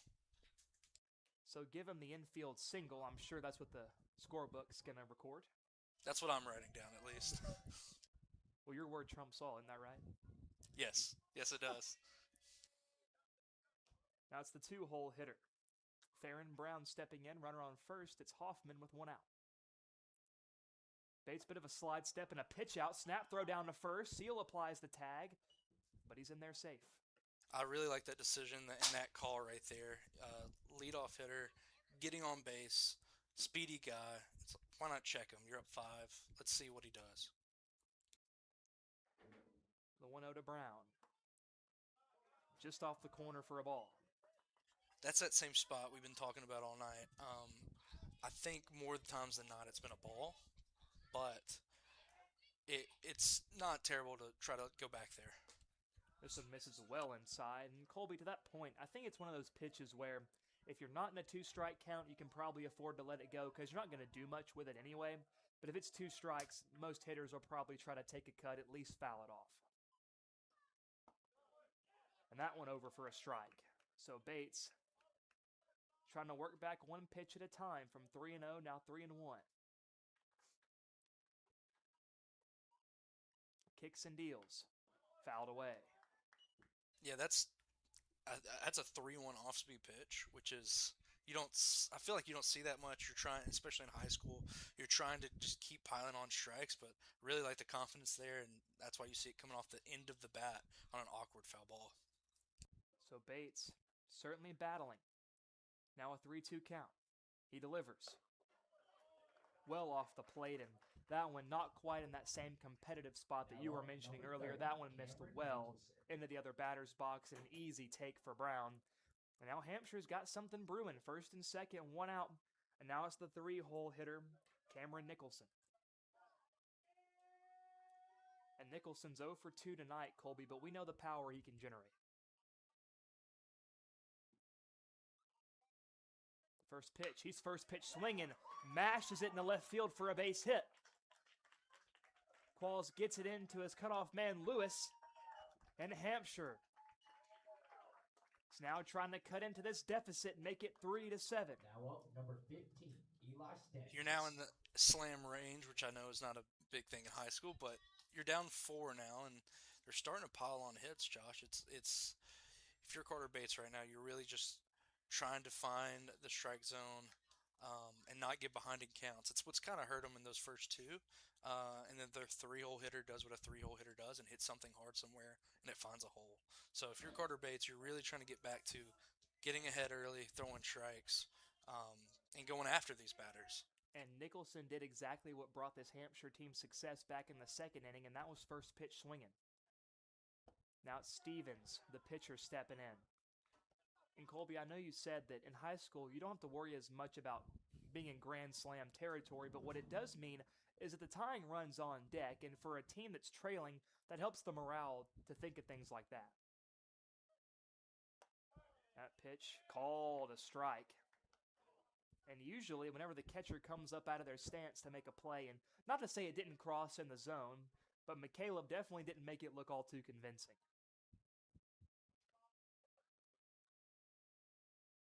Yeah, we're seeing some mind games right now being played at the plate.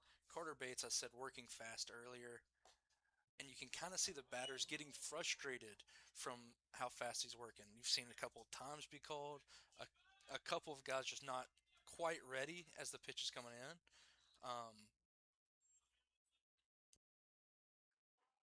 But Stevens ahead in the count, 2-1. That one misses low and away in the dirt for ball 3. Good block behind the plate by McCaleb, really not letting the runners advance. As that was those guys on second and first are pretty important runs right now for Harpeth. That's ball 4. I assume you meant Hampshire, but yes, I did. yes, Great save. I probably said that a ton tonight too. I've done that plenty, especially whenever I first got to do broadcasting. During basketball and football, the amount of times I mixed up teams going from one week to another, you spend this whole time planning for a team, and you turn around and they change everything on you. It's hard to adjust, I got to be honest. But Hampshire does have bases loaded with 1 out, and they are in They are in Grand Slam territory. Now that's a new one, Josh, but I assume you mean the same thing as Grand Slam. I think it's a Grand Slam, but more fabulous. Oh, okay. That's right. I like that. Okay. And the guy digging in, Disbro, is 2 for 2, and he bashed one to the right field corner, and this is the guy Hampshire wants up in this spot. Bates misses inside. Yeah, he hit that one down the right field line that we both thought was probably gone. He hit it really hard, so this is going to be a very interesting matchup. Takes low, and Bates losing it a little bit on the mound, and a little bit of that might be fatigue as he's now over the 80 pitch mark. Another part of it simply might be the fact that he knows how dangerous this hitter is. And he gets a big swing and a miss from Disbro. That almost looked like a changeup. It was something off speed. You can tell how in front Disbro was, but it's a very good pitch to get back into this count. And Disbro sits back, chops it down the first base line, foul, and he slams his bat in frustration because he knows the damage he can do, and he knows how big this spot is, and this at-bat could very well decide the rest of this game. Absolutely. It's a huge at-bat. Still 1 out, though, but the bases are loaded, and you can tell the pitcher's kind of leaking some oil right now, is what it seems. 2-2. Bates needs this one. Missing down and in with a breaking ball, and great discipline by Disbro with 2 strikes to recognize that off-speed pitch early. 3-2. One of the biggest pitches tonight. He pops it foul, out of play, will do it again. And Colby, these are the at-bats that make our job so fun. I mean, it feels like everybody is just hinging on every single pitch.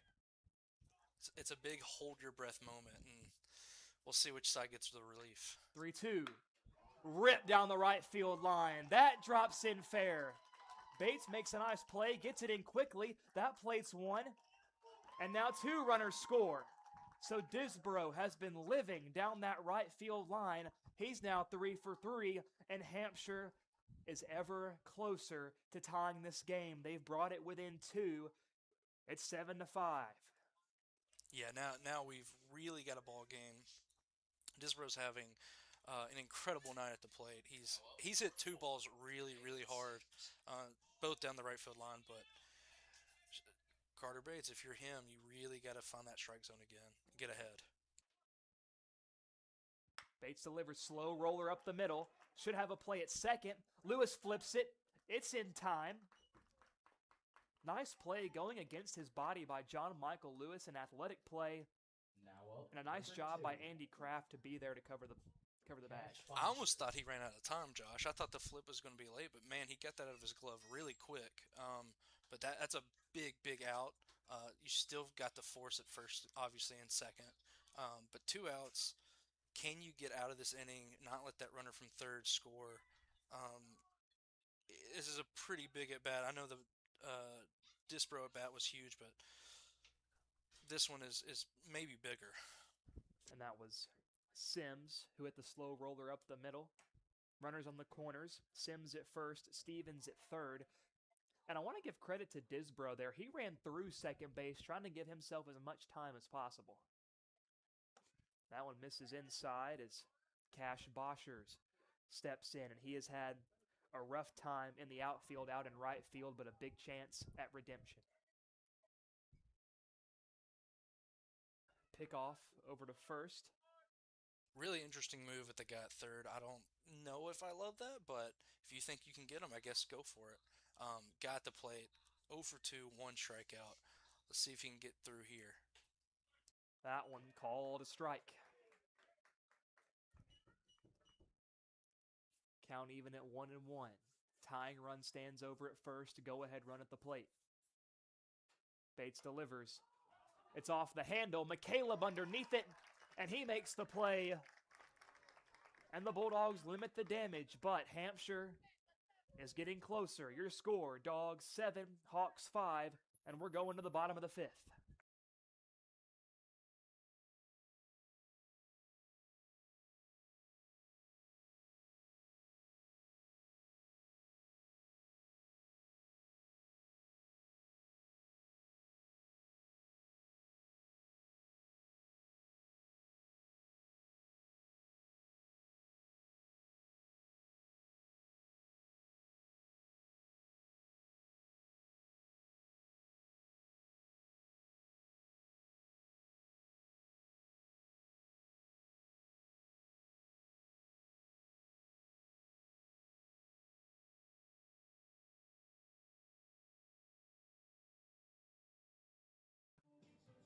Colby, as we ride on into this bottom half of the 5th, Hampshire's going to keep their guy on the mound, Eli Stevens, who's had 4 innings of work, 5 hits, 7 runs, 2 earned runs, 3 walks, and 5 strikeouts.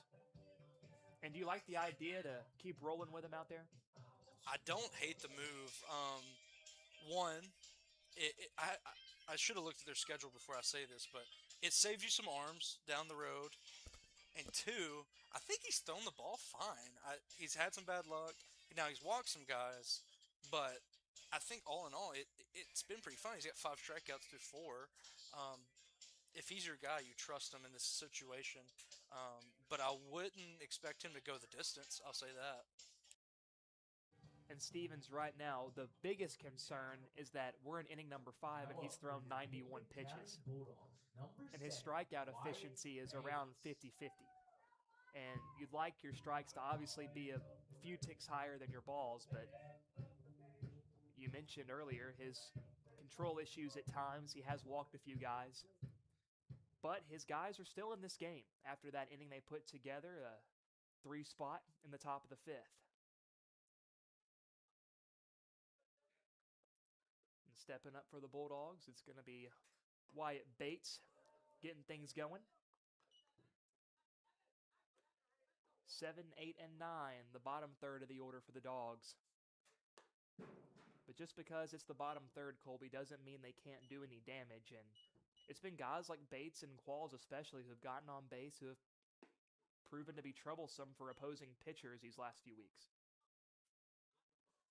Yeah, we saw Qualls specifically lay down a pretty good bunt his last at-bat. So your job kind of right now as there's that same spot, Josh, but I'll move on. Your job kind of at the bottom of this order right now is to get back to the top and create chaos. And so you're looking for these guys to do it and get the top of the order back in this inning. So a quick strikeout for Stevens. Sends Bates down looking. Now it's Kylan Seal. He popped out to Stevens and foul play his last time up. Down to the count 0-1. That breaking ball drops in for a strike. And we were just talking about it, Colby. Maybe this is exactly why Coach Rochelle wanted to keep his guy in. He's still looking strong on the bump. That breaking ball misses high, couldn't snap it off. Yeah, it's one thing, like I said, you save arms, but you know you have the 7, 8, 9 guys up.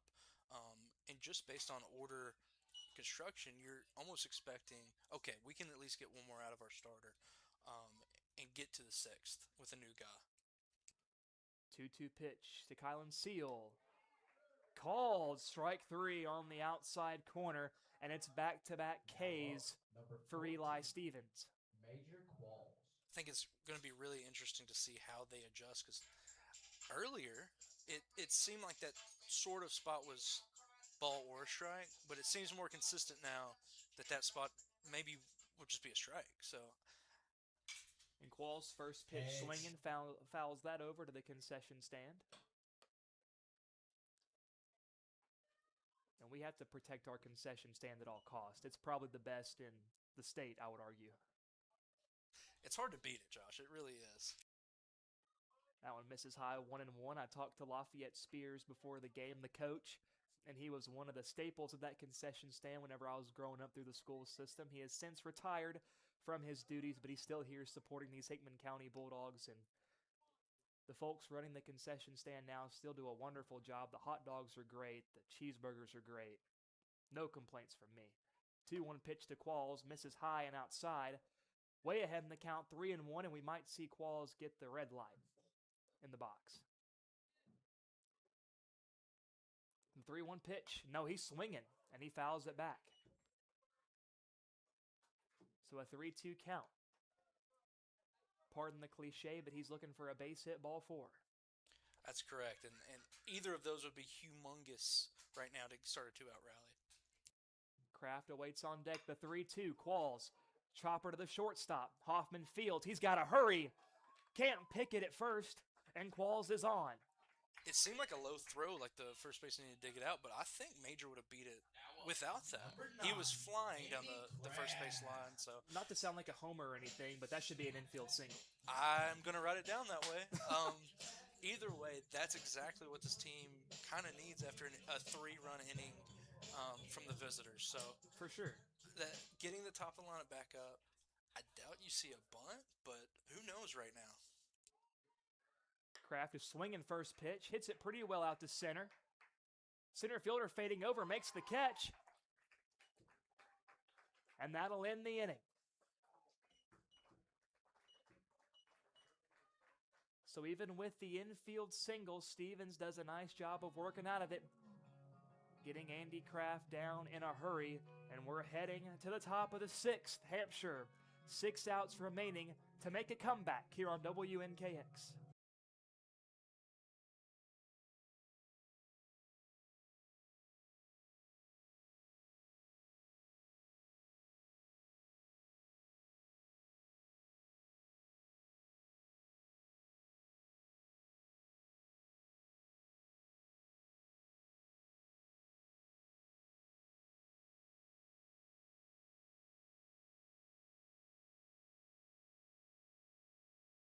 And at the end of that inning, Stevens has worked 5 innings, 6 hits, 7 runs, 2 earned, 3 walks, and 7 Ks.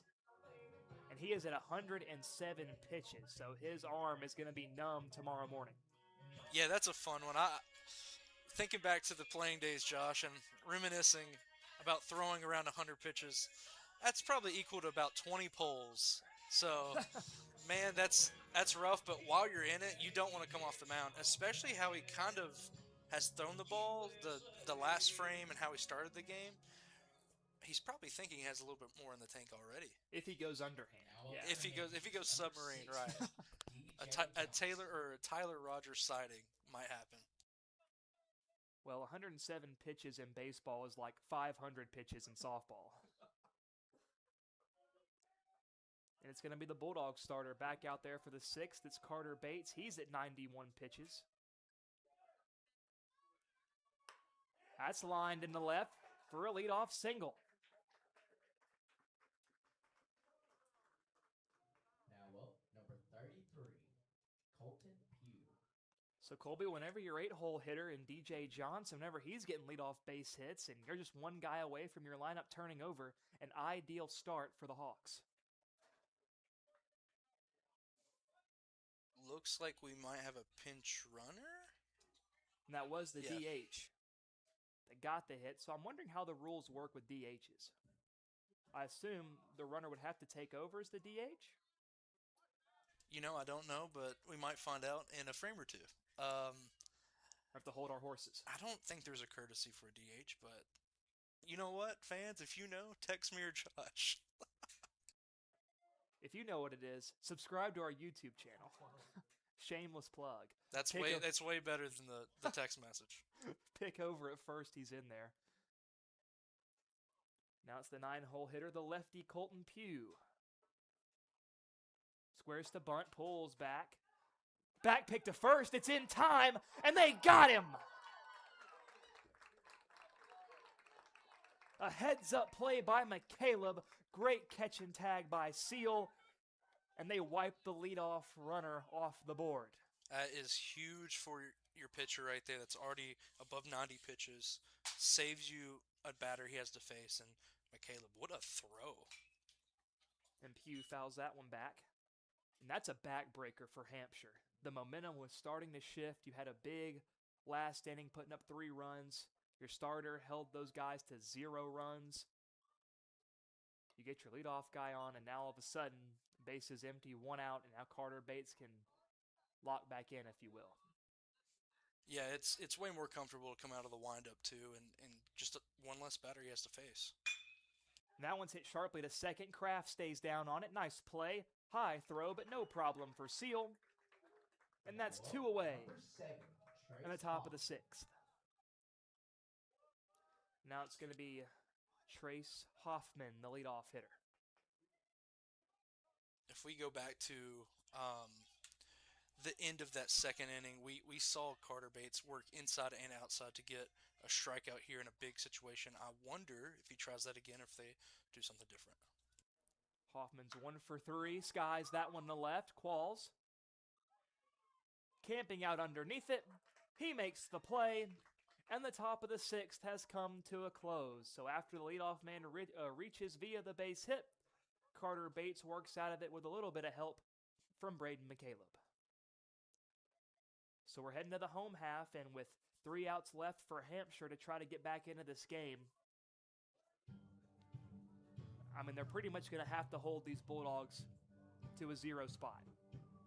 Yeah, they have proven multiple times that they can score multiple runs in innings, but you don't want to have to put all that, put more than 2 or 3 runs on the board in an inning.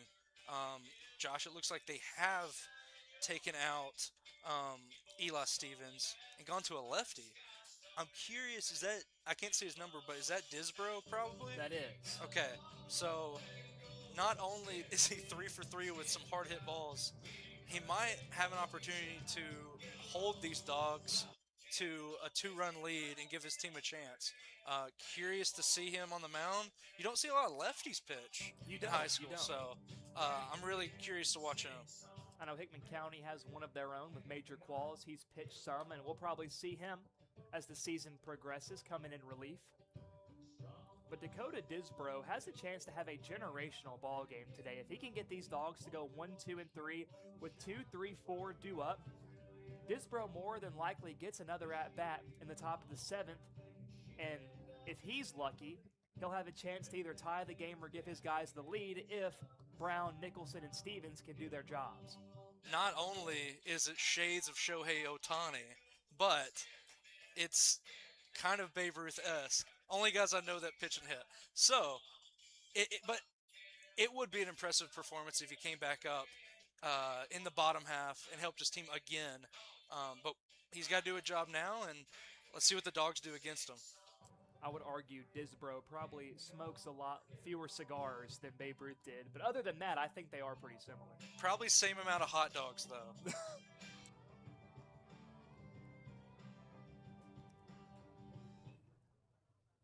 up for your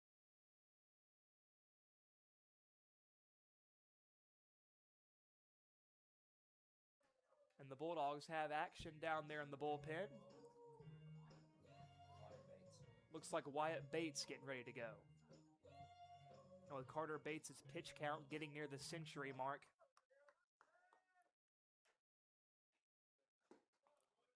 it'll probably be Wyatt Bates summoned to slam the door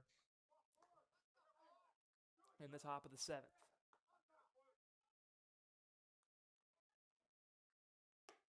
And Disbro's first 2 pitches go for balls.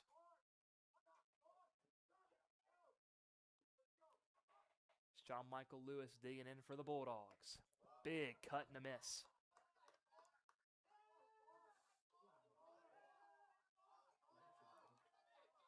It's a 1-2 count, or a 2-1 count.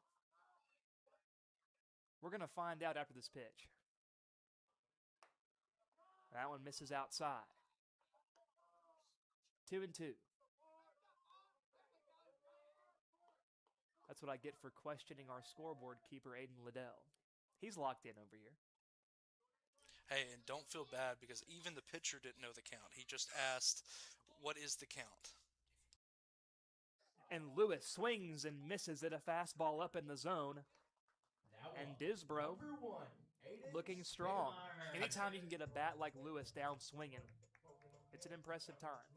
It's such a different look, too, than what you saw from Stevens. Stevens was across the body as a right-hander, and everything's moving away. But as we see with Disbro, it's a lefty. He's throwing a bit harder, and it seems like the fastball has some ride on it. So for a lefty, the fastball's almost finishing more towards the first baseline than where it started. Really hard to pick up, honestly. And Spiggs fouls that ball back. And Colby, that's to be expected, though, I think, with lefties. They all seem to have that natural movement on them. Going from a right-handed guy with a cut to a left-handed guy with some ride, the ball is moving actually similarly, but coming from completely different arm angles and speeds. And that's where it's a benefit to have multiple different styles, variations, waiting in your bullpen. And Disbro down in the count 3-1 to Aiden Spiegelmeyer. Braden McCaleb's on deck. Spiggs is 1 for 2 in this one. That one misses outside for ball 4. Most of the at-bat just straight fastballs, trying to get him to chase, especially on the last one. But great at-bat from Spiegelmeyer, really staying disciplined. And now you got a fast guy at first base with the heart of your order still up. And it's Tractor, Braden McCaleb, going to take his cuts against the hard-throwing southpaw Disbro. And Disbro has that come-and-get-me heater. Kicks and deals, check swing. Didn't go around for a ball. As a base runner, this is a really crucial time to know how to read a lefty. Lefties are very hard to read on a pickoff move. And McCaleb smacks that one to center. The center fielder makes the play. Pugh hauls it in for a second, Colby. I thought we were going to have a little bit of burnt toast on the menu, but a nice read. Number 5. Yeah, he hit that. I mean, there's been a lot of hard hit balls tonight, and that might have been top 3, if not the hardest hit ball. And it's just right at a guy. It's unfortunate, but it's a great at bat either way. Well, and seeing that battle between Disbro on the mound and McCaleb at the plate, both of those guys have recorded undoubtedly the highest exit velos of anybody from either team. I think the only one I can recall is the catcher in the 3-hole for the visitors, hitting that one past John Michael at short, and that very crucial. And Spiggs takes off, throw down. He's out. A money throw from Nicholson, and that's going to end the 6th inning. And to throw a guy out like Spiegelmeyer, it takes pinpoint perfection, and that was nothing short of just that. It was perfect in the way that it was thrown up the line, where the second baseman or shortstop, whoever came to get it, when he reached out for the ball, it was already at the tag. Very good throw, great catch, and that's tough to see if you're a Bulldogs fan. Let's see if they can kind of hold on here.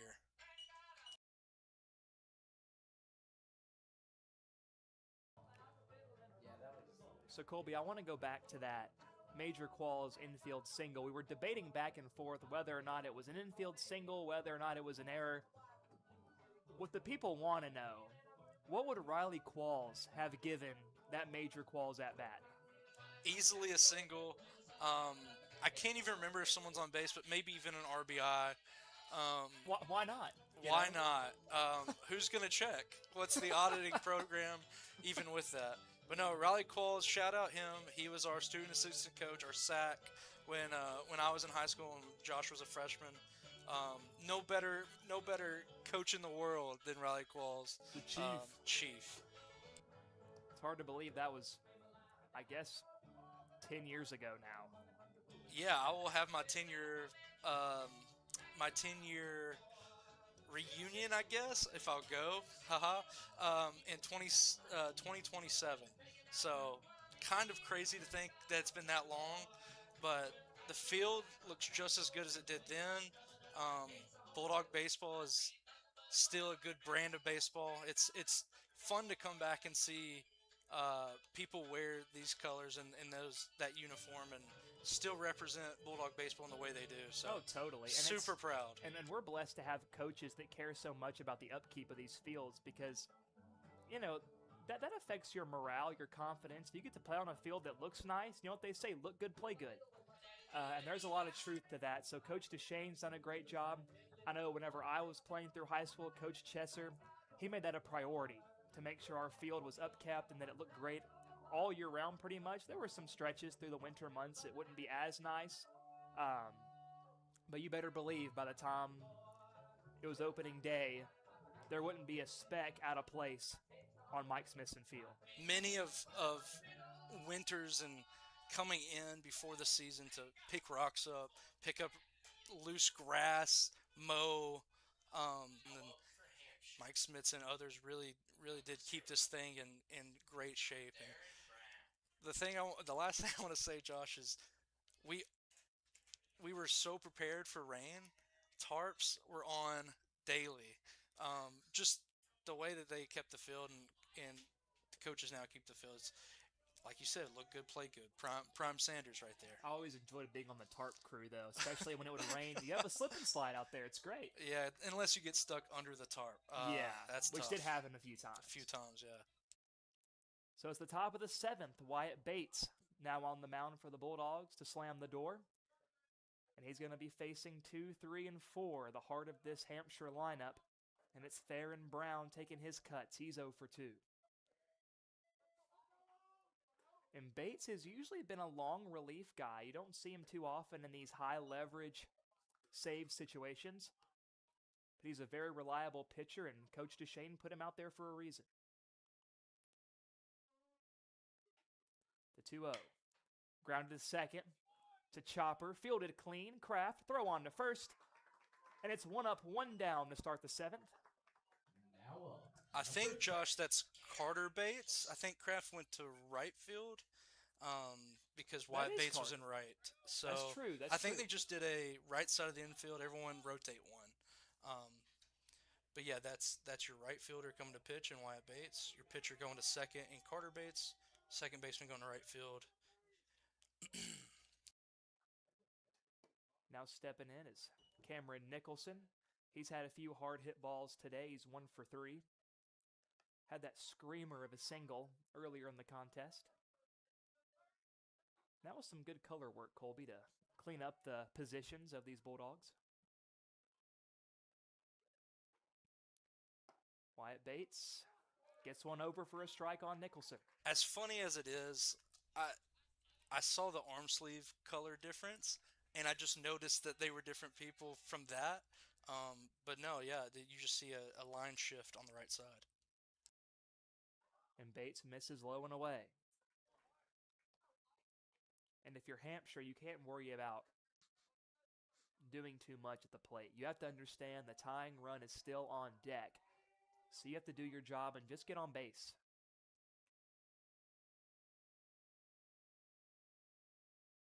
And time is called to the plate. Nicholson ahead 2-1.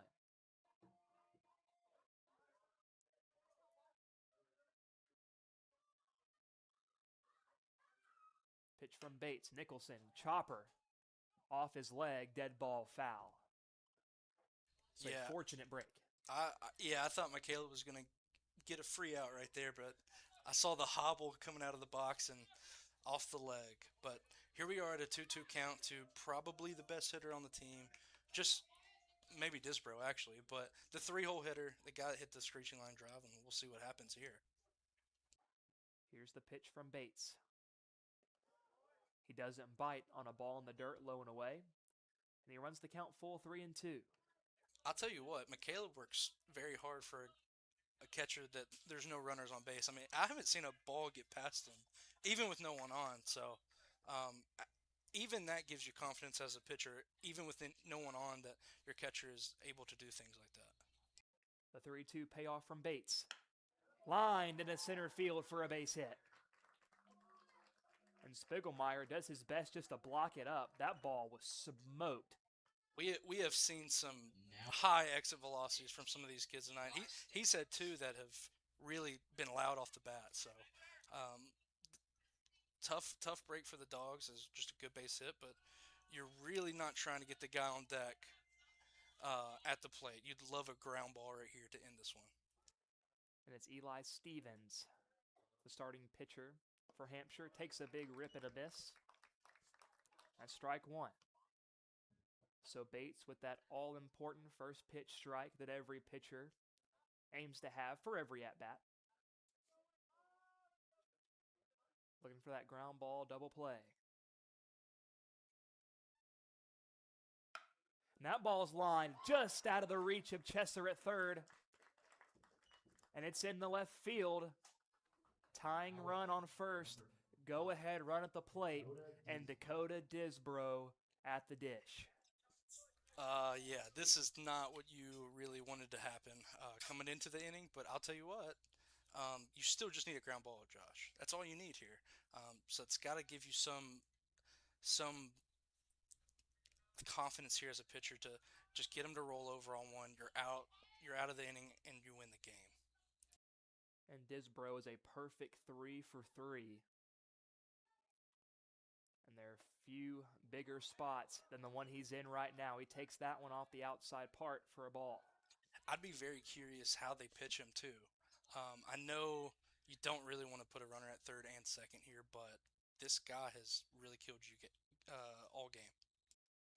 And if Disbro finds a gap, that one misses outside. If he finds a gap, this could be a tie ball game. Stevens, not just a burner over at first base, but he's fast enough to where if a ball rolls to the wall, we'll probably see the third base coach give him the windmill. And again, Bates might be a intentional walk, if you will. Yeah, and we've got time as Coach Duchesne is going to the mound to talk this one over. You're down 3-0 to a hitter that's really beat you tonight, and got guy in scoring. If you walk this guy, bases loaded, you still only have one out. It's a tough situation, but like I said before, ground ball gets you out of this one. I bet Coach Duchesne's talking about battling back in this count, figuring out, do we want to pitch to him? What's our best option here? But at the end of the day, a ground ball gets you out of one. You really just need that. Well, and now the question is, how aggressive is Disbro going to be? Because, I mean, will Bates try a get-me-over fastball? Is he going to expect Disbro to be taking all the way to try to load the bases? Or is Coach Rochelle giving him the green light because of how hot he's been today? I was staring at him just about the whole time to see if he was going to do anything, and it looks like he didn't, and a favorable strike goes the Dogs' way. And that's what Bates is trying to do, work the corners. You cannot serve one up on a platter to a guy like this. And he misses outside, similar spot, maybe just a half inch or so more outside. And now they're juiced for Dalen Sims. And Sims had that big performance against FHS their last game. Now a chance to play hero with a base hit. Yeah, you're in a difficult spot right now if you're the Dogs, but starting early right here with a strike, and he's first pitch swinging, fouls it out of play, and you called it, Colby. First pitch strike for Bates. That's a great way to start. I mean, it gets the batter more anxious. He's trying to win the game. That's what he's thinking up there. What can I do to win this game right now? The 0-1. Missing low for a ball.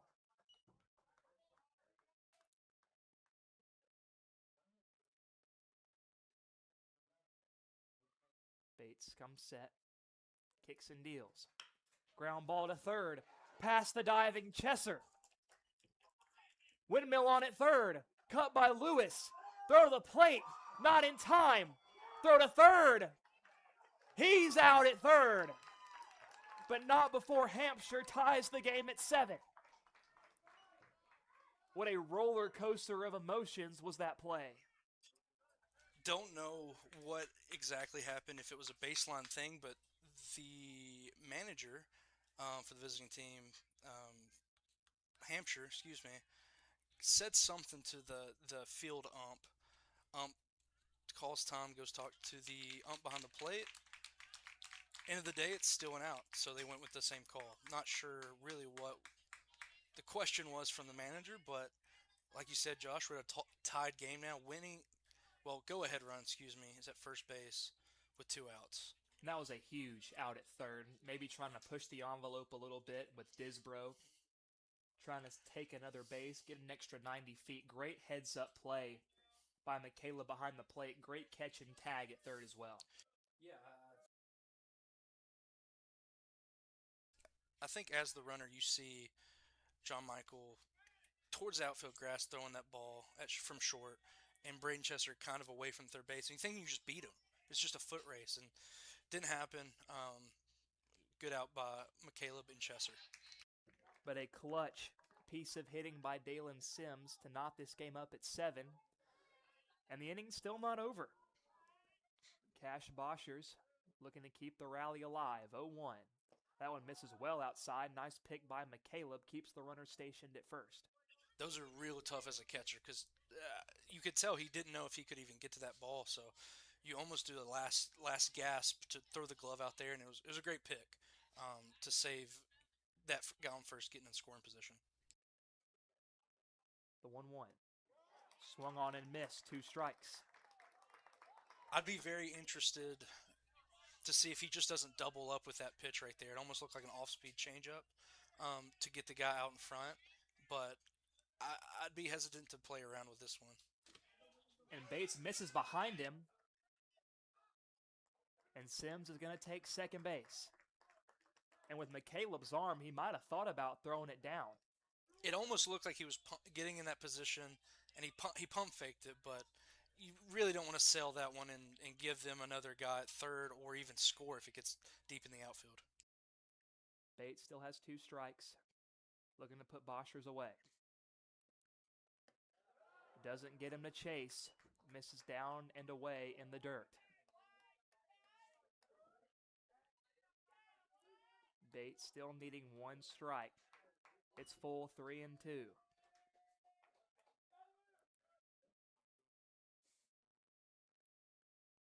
Kicks and fires. He struck him out.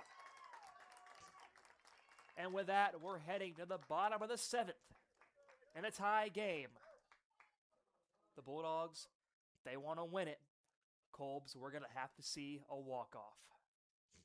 I think, if I have this right, Carter Bates is up. So you've got the 5, 6, 7 hole up. So we'll see here. There's you can see towards the Bulldogs dugout. There's a talking to from Coach Duchesne. He's telling them, I know they've come back. I know you guys were up big, 7-2, right? Or was it 5? It was 7-2 Dogs.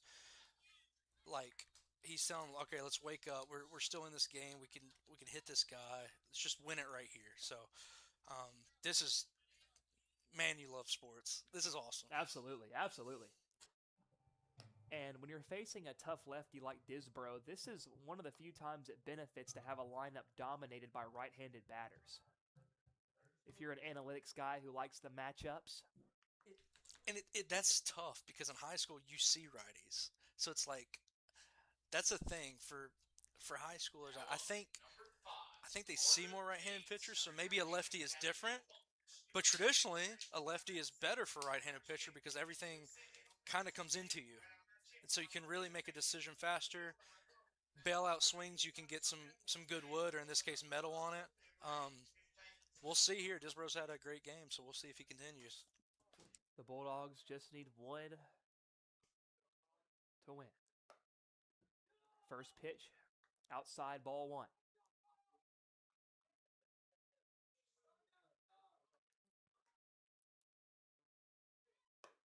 Again. Ball 2.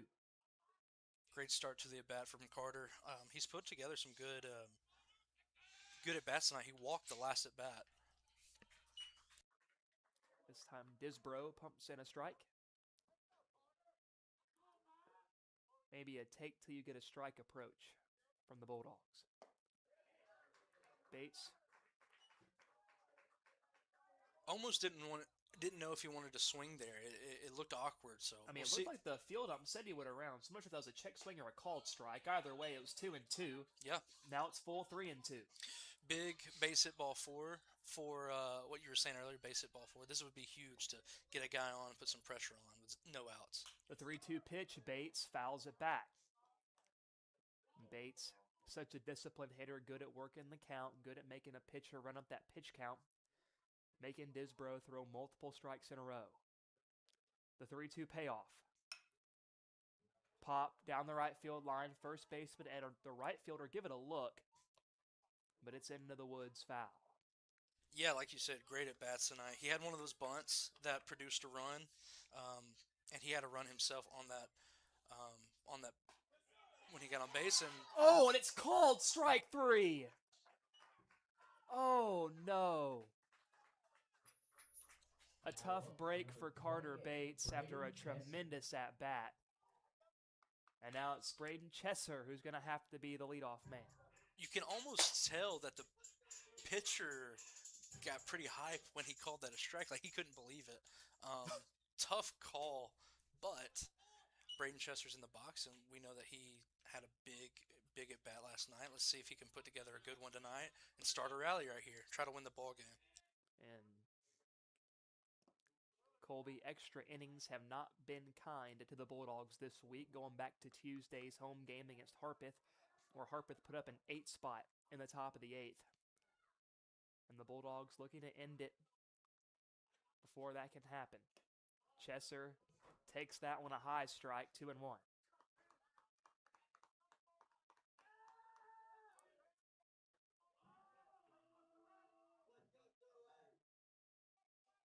Disbro delivers, high and away, ball 3. 3-1. Very interested what's going to happen here. You think on a 3-1, you probably have that green light. You're looking for it in a specific zone. I'd be curious if he just maybe watches one and sees if he can just get on base for free. Here's the pitch. Misses way high, and Chesser's on, representing the winning run. Now up, number 7. Again, great at bat. He puts him and Carter Bates both that part of the lineup. They put in such good at bats, work the pitchers well, and we've seen a couple walks from those two tonight. Let's see if there's a rally from the Dogs to win this ball game. Still only 1 out. Guy at first. Let's see what happens here. And Bates, who struggled a bit on the mound last half inning, a chance to make some magic happen in the bottom of the 7th.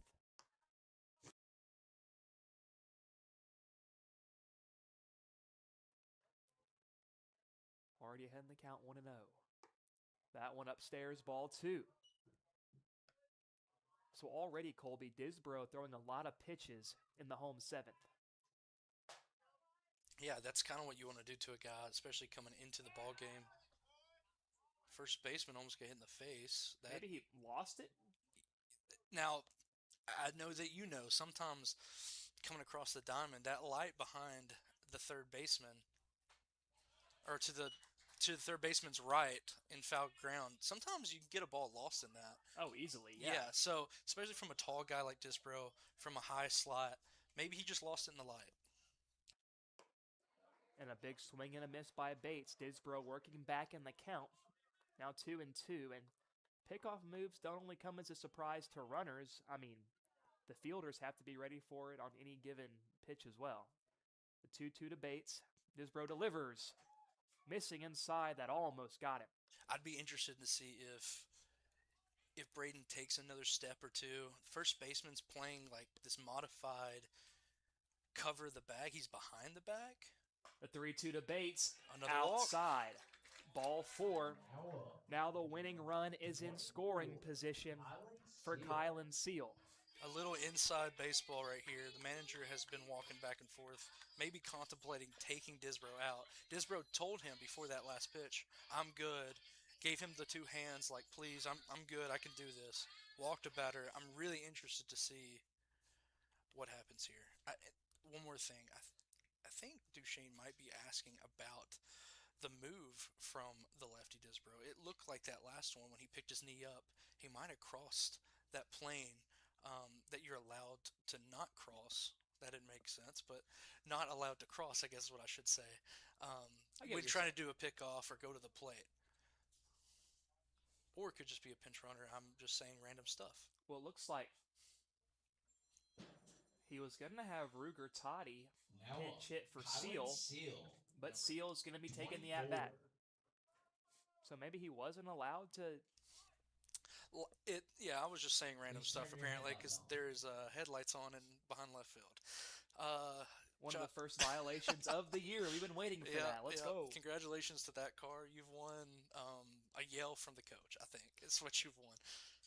Some say that's priceless. Colby. It's hard to beat, man. It's, being an adult now, you don't really get yelled at from coaches anymore. You just get harshly criticized from your manager, but not quite the same. So, they went from full headlight to amber light, which I don't know was that helpful. I think it still stops the game. Yeah.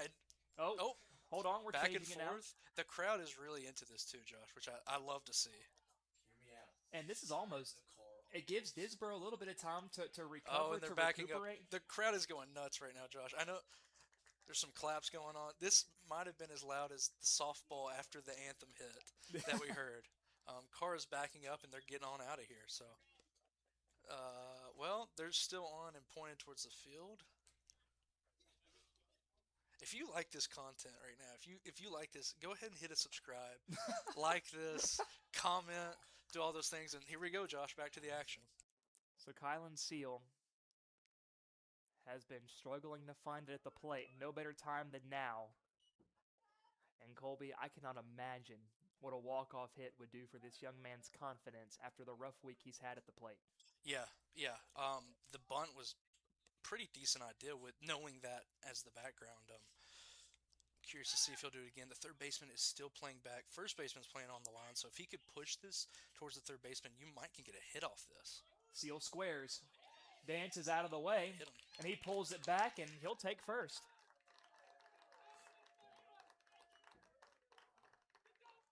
So the bases are loaded. Number 14.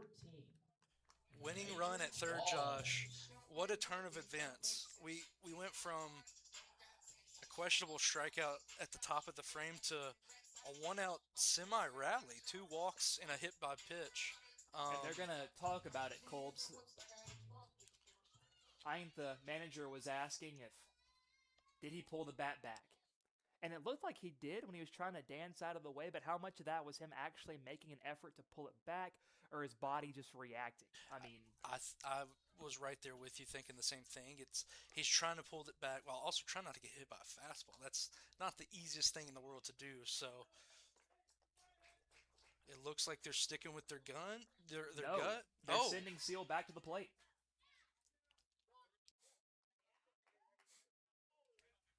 We still have yet to hear a call or see a motion, just a point. And the catcher just trying to stay warm behind the plate, doing a little throw around because the 7th innings had quite a few stoppages. From headlights to maybe got hit, maybe didn't. I'll be curious to see, okay, maybe if he didn't get hit, are you saying he didn't get hit because it didn't hit him or because he was square? I think it's because he was square. Okay. Because when the coach came out of the dugout, he was doing the indication with his hands that it was... So it should be 0-2 right here. Yes. 0-2, and now Seal probably not going to get the bunt sign with 2 strikes, but you never know. We have seen that before. I will say the amber lights are still on.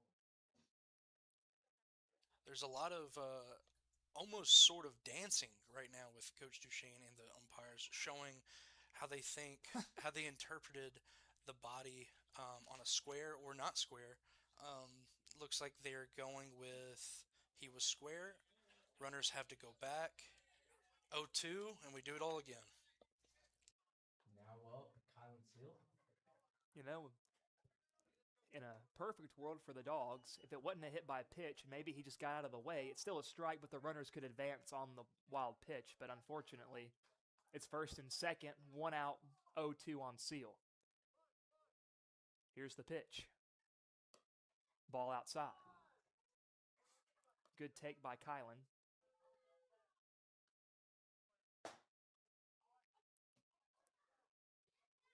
The 1-2. Down in the dirt. Count goes even. You might think for a second that maybe that time in between and the headlight fiasco and even that, the pitcher might just not be totally locked back in. So we're about to see if he can lock back in right here. The 2-2 to Seal. Misses high. Full count. With that pitch, you kind of felt the dugout get right back into it, get loud again. So I'm curious about the momentum on the field, how it feels. But from up here, it kind of feels like Dogs have a little bit of the advantage. Maybe a challenge pitch. No, it's non-competitive. And now the winning run is 90 feet away at third with less than 2 out. And Josh, sometimes ball don't lie. We were right back to where we were a couple minutes ago when we were talking about is he squared or not. So we're back there, back to Major is up to bat. I'm curious now about the bunt. I know the infield is now in. Of course, they've got to cut down the runner, but You think suicide squeeze, regular squeeze? possibly it's very interesting. Disbro back in the windup. First pitch right down the gullet for a strike.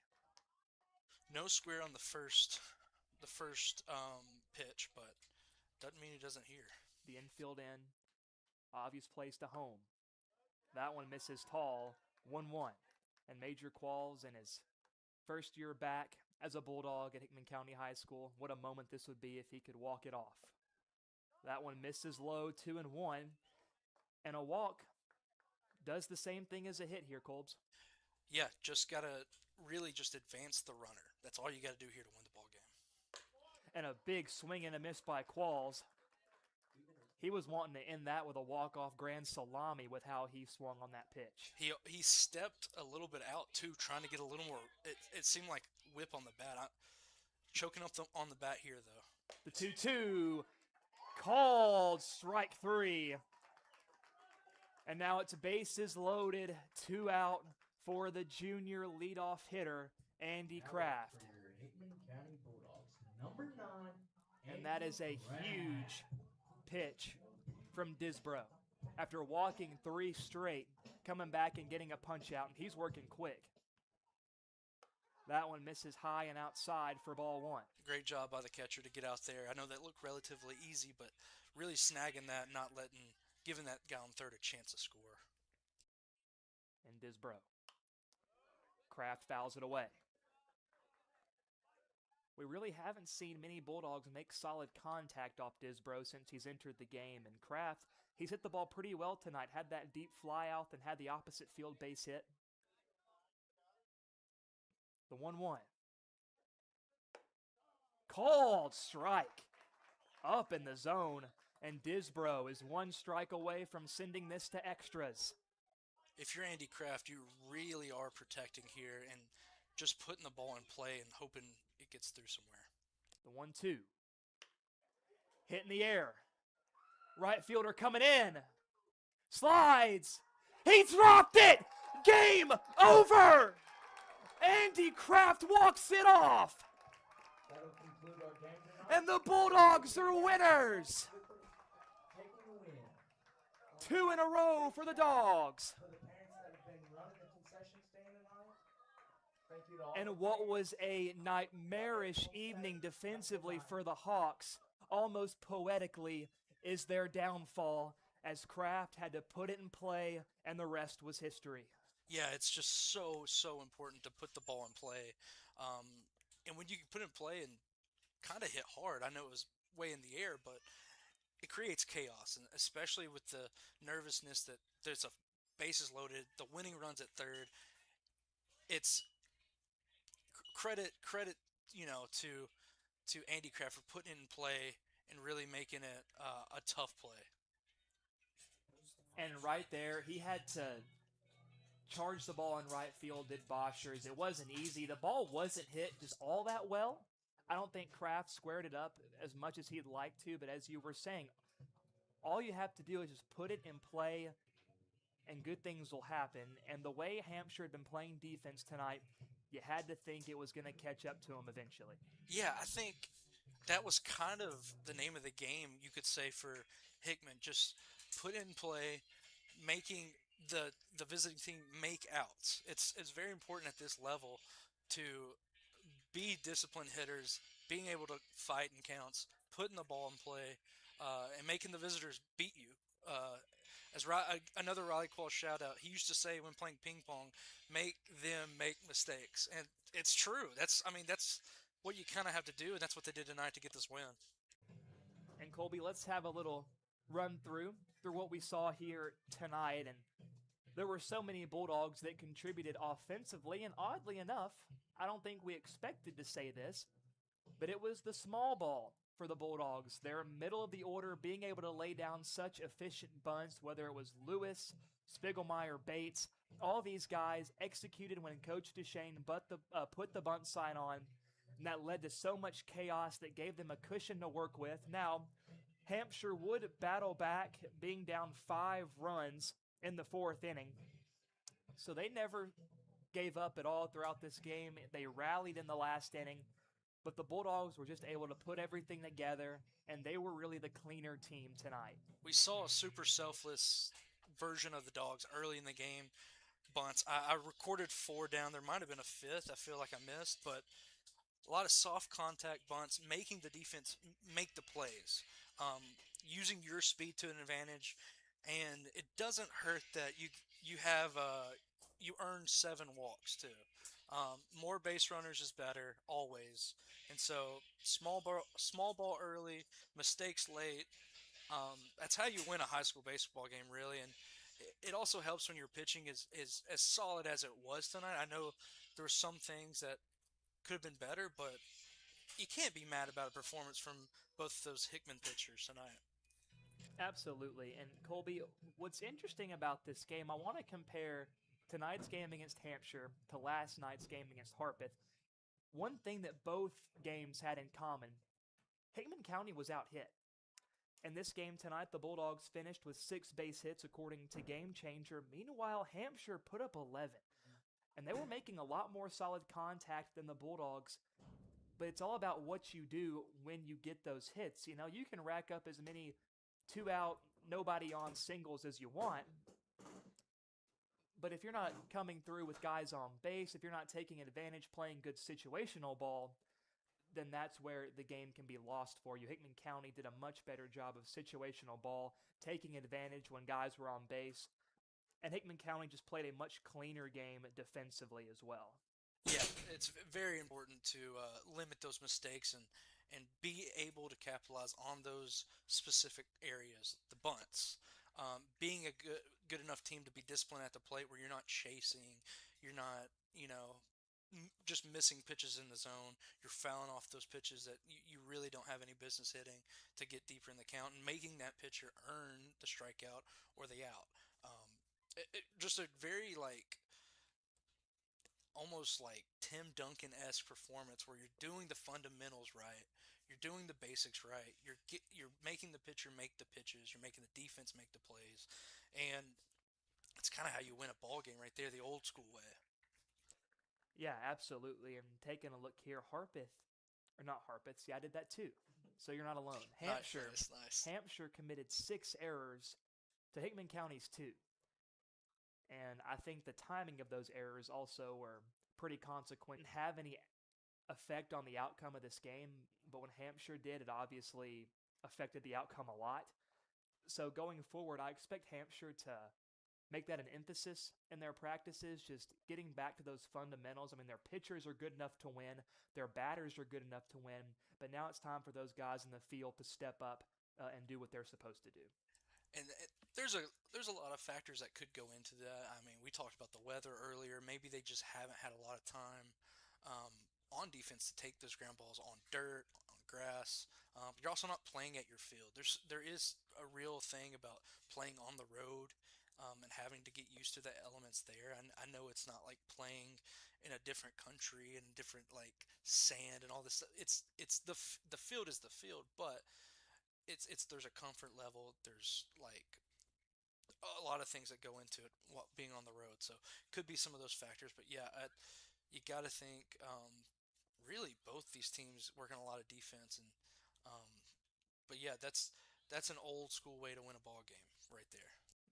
For sure. And I want to look at one last stat, and that's just comparing the pitchers.